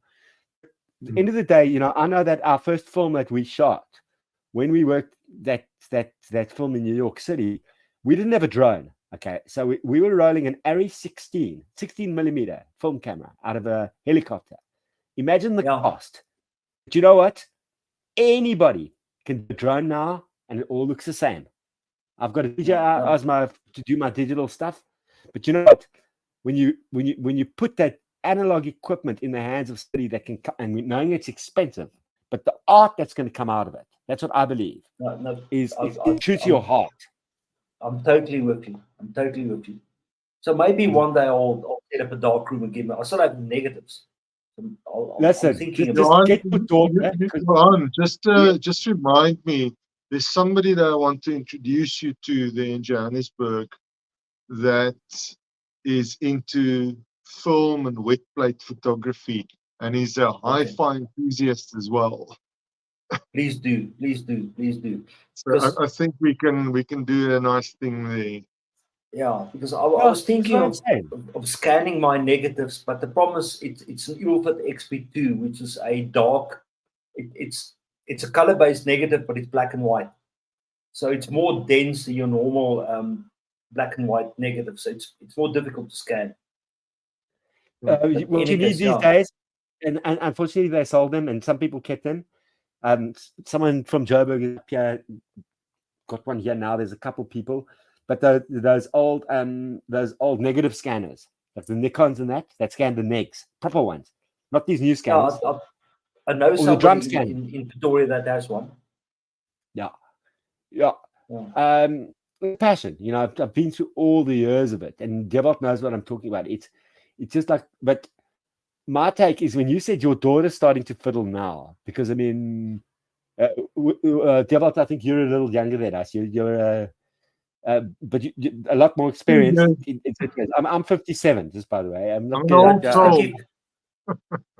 just to give you the context, she's 19 now, so she started to play around with the analog film camera a couple of years ago in her matric year. Come again? Get her into it. I will. In her matric year, the song that she played most was American Pie. Not my influence, came from somewhere else, But yeah, they listen Yeah. to far more older music than we think they do. Well, at least she's not entering vinyl right now just because of Taylor Swift and putting it on the wall. She dislikes Taylor. She thinks she's overrated. She's more into some of the other. I've got 2 Taylor vinyls, but yeah, she's not into Taylor.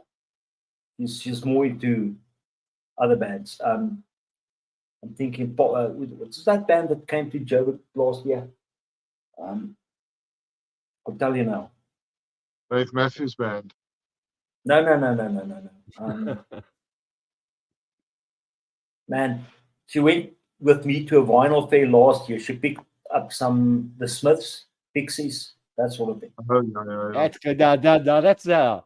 If Nick Fantazi was here right now, he'd talk about like just obsession with the Pixies. I've still got, because we used to hang out at Street Records. I've still got the first 2 UK OG presses of first 3 Pixies albums. I mean, again, a great band. You know, we were talking about Cobain the other day and musicians. You know, and like some went. You know, I mean, if Hendrix would have gone beyond, God, we might have had crap. You know, you can't. I think that every musician lives their day. Sinatra had Columbia. I mean, his capital years, and Catholic family, but his mother was doing abortions during the prohibition times and all of that. You know, for him to survive. But his capital years are like the recordings are just outstanding. You know, reprise some of it. Yeah. You look at South Africa. For me, our greatest musician. I'm just sort of trying to probably, well, in my heart, the late James Phillips, Bernardus Niemand. Was at varsity with him for a while. He was older, new friends. He didn't want to get into the whole sort of Fuel Frey Bernardus thing. He was more, but he was, that was more commercial. That album was amazing. Fuel Frey is another story. I went to most of those concerts. But you go and look at some of the later stuff and some of the earlier stuff from Corporal Punishment and all, and there was another cassette I was going to show that I've got the OG. But you look at the later stuff from Sunny Skies and all of that. Most people didn't. He was studying music. Yes, he died in a car accident after the Grahamstown Festival. Blah, blah, blah. We were all shattered. But at the end of the day, most people didn't know. He was obsessed with Ellington, with Duke Ellington. You listen to those compositions, even though Lloyd in them, there was electro stuff and whatever, but you listen to the spaces and places between that music, you know, from those early punk years in Springs through to that. I mean, you know, and it's endless. You know, we've spoken about Nico Carstens. I don't know where to go. You know, this has been the first like real South African stream. You know, just like. I just need to get back to Gauteng, guys. Do you want to come back to Gauteng? No, for a visit. For a visit? Okay. I thought you wanted to move here. No. The Cape is it's privileged, but it's nice. It's complex. It's got weather problems. It's nice. What can I say? I mean, Jan, you spent some time up in the Cape recently. Holidays, yeah. Yeah, you like it? Cape, Eastern Cape. Well, I like it, but the weather can be difficult. But as you know, there's a lot of Gauteng people moving down to the Western Cape. Oh, we call it semigration, eh? Yeah. Yeah, and enough people want me to immigrate down to Cape Town. There's enough people that want you here. You know that. To be enslaved, to repair turntables and amplifiers. And no, actually, you've got to train 2-3 people to do your work, right? Do it right. Just bear with me. And then you've got to be working on your own designs and builds, like the Ukrainians and those guys in Bulgaria that are building those amazing what do we call them? Not digital to analog converters, analog to analog to not DACs. I mean, we're talking about Antelope. It's a what do we call it? I mean, ADCs, converters. Yeah. You know what you and I used to transcribe our records and stuff for record companies. There's Antelope in Bulgaria. There's guys that retipping in Russia. There's guys building stuff in Ukraine, tone arms. You know, your skill is beyond. Nobody knows, and I'm not going to make it a thing, you know, because you haven't never done a commercial, but nobody knows that you can retip a moving coil cartridge. Yeah, don't say it too loudly, please. keep it Blowing your boat. Quiet. Yeah. Definitely the lumineers. On occasion, I dabble with it when I feel daring. All right. I know you dabble, but we also you've got to get it perfect, you know. I mean, but I'm looking at companies like right now, like Soundsmith, and you know, even guys like Simon Lucetti and all of that, and they're not so much, you know. Also in this whole YouTube community, we don't see the old guys. You know, we used to like watch Fremer and all of those guys, and you know, go on to like Orient Gone, and Six Moons and all of that way before all of this happened, you know. And now they become this thing, and a couple of them there, you know, I've seen people like Fremer on certain streams with people that I've been on with and whatever, you know, and Michael knows his stuff, you know. I mean, yeah, I can get grumpy at times, but he knows I mean, he's probably heard more record machinery and phono stages than we'll ever hold in our hands. You know, absolutely. Fact. You know, we can't criticize the guy.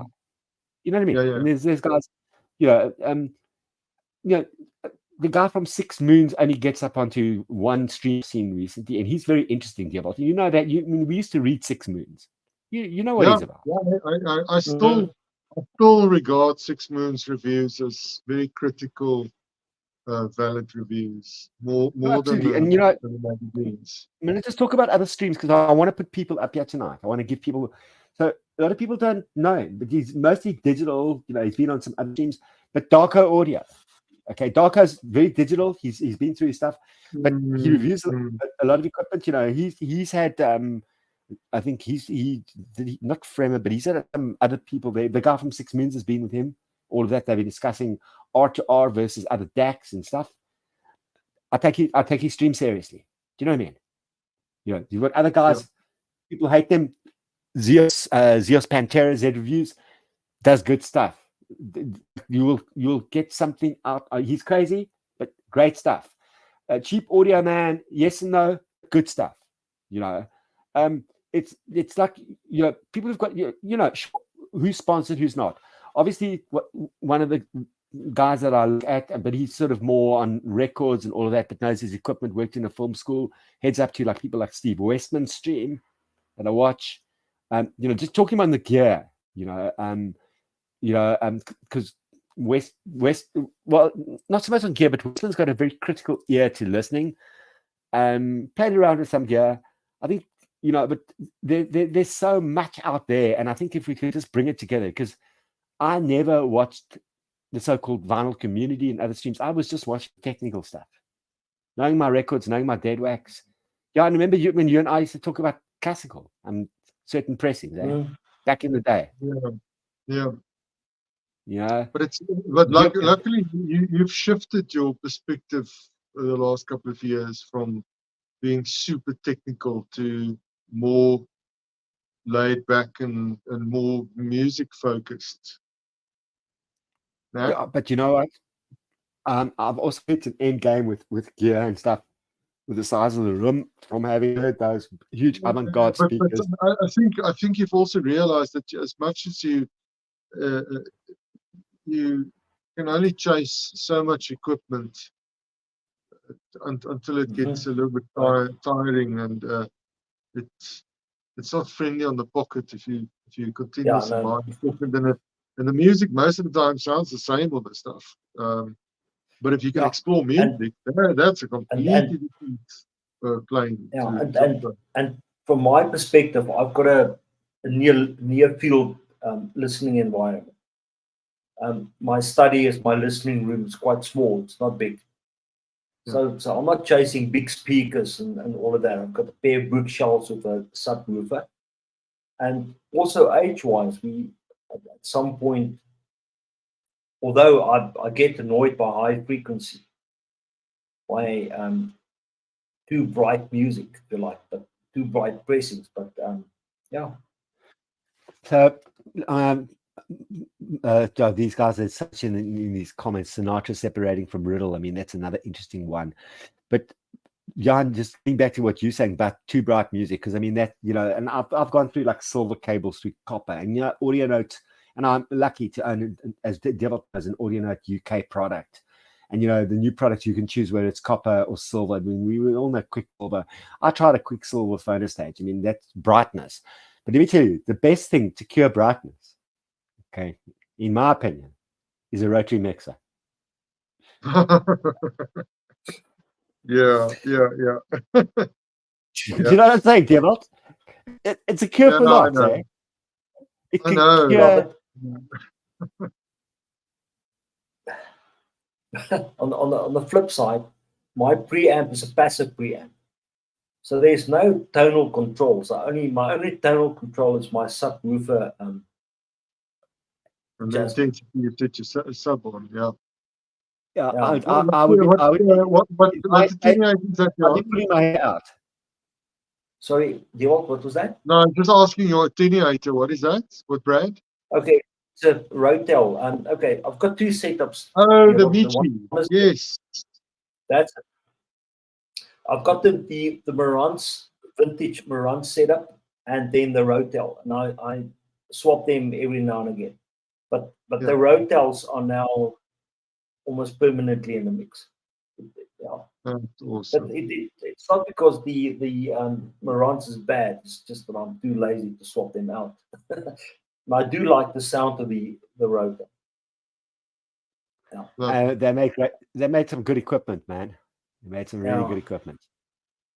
But I still need to get back to my Marantz 1070 project, the recap of that. Yeah. And that's once I've done that, I've got another one lined up. So yeah, there's a lot of stuff happening, not happening. There's a lot of stuff that's supposed to happen, but it's not happening. Gosh. So listen, we're going to wrap up soon because then we can go, Yeah. and it's been amazing. But I just want to say, thank you, Devot, so what's in store for you tomorrow? What am I doing tomorrow? What's your day tomorrow? Just so you can. I'm probably working. I'm probably working. I've got so much work, but I think I'm going to sleep late a little bit tomorrow because we're having this long weekend thing going on. So I'm probably going to sleep a little bit later than I usually do, because on Saturday morning early I need to go and ride some bike. So You need to Friday go where? morning will be, let's see. I didn't hear it. You need to go early where? On Saturday I have to go and ride bike, mountain biking early. All right. Early. So Friday I'm going to tomorrow morning I'll sleep a little bit later. Yeah. And for you, Johan? Same. Today was supposed to be a public holiday. I worked most of it. I'm going to do a half day tomorrow. And that's about it. And then we've got Easter weekend next weekend. Yes. But we're not going away. We're staying at home. Yeah. But in any case, listen, so tomorrow will be work, and the weekend I need to sort out some cassettes because I was asked to participate in a fair second week of April. So I'm gonna have a little stand with cassette tapes. So that's the one that Werner we is doing. spoken about that earlier. I think you're going to also be there, hey? I'm still contemplating if I'm going to go. I'll see how my things are looking. Yeah, I'll speak to you later because I spoke to Charlie as well, but I already sort of committed to Werner. I'll do it, but it's a once-off. I mean, I don't have a rotating stock of tapes that I want to sell. It's a small batch. So I'm also just going to see what it looks like and take it from there, but it won't be a regular thing. But but it's a good thing because we have a lot of vinyl fairs going on in Johannesburg, Victoria, similar in Cape Town. Yeah, so from tapes not so much, but I mean we all know Yeah, that I'm demand is glad not there. to see. I'm glad to see that they're doing an initiative to do a more inclusive stereotype fair, where it's records and CDs and tapes and even Yeah, not only vinyl, you know, more. I mean, we all get it. Vinyl is there, but CDs also. I think that the time for very dedicated vinyl expo days and fairs are a little bit over, and where it must be more inclusive of stereo hi-fi as Yeah. a medium and with all its subgenres. That's what I've been hoping for a long time. And also, if there are too many fairs, it's also detrimental. You can't have too many. Yeah, it does complicate things, but hey, we're happy that we've got all those fairs going on. You know, it's just thinking back, what's it now, 20 years ago when the vinyl scene and the hi-fi scene was dead, baby. Yeah. Listen, Stefan, I think are we wrapping up? I don't want to be rude. We're gonna wrap up. I'm gonna say goodbye to everybody now. You guys, I'm gonna end the stream, but I want you to stay behind for 2 minutes so we can just wrap up a conclusion amongst ourselves. But I want to thank everybody for being here. Zeb saying thanks. Sorry, we've got into a whole bit of South African stuff today. I wanted to say, I'm just in there. I'm just gonna say thanks everybody for being there. 40, Zeb, Nick, everybody else is there. Vincent, whatever. Adios. I'm cutting it. You guys just give up notice and just don't go anywhere. Johan and yeah, we'll be right back. Thanks, Nick. Yeah, and adios, everybody, and we'll catch you in about a week's time. Nick, sorry, Johan, stay there. Boom. Yep. Okay.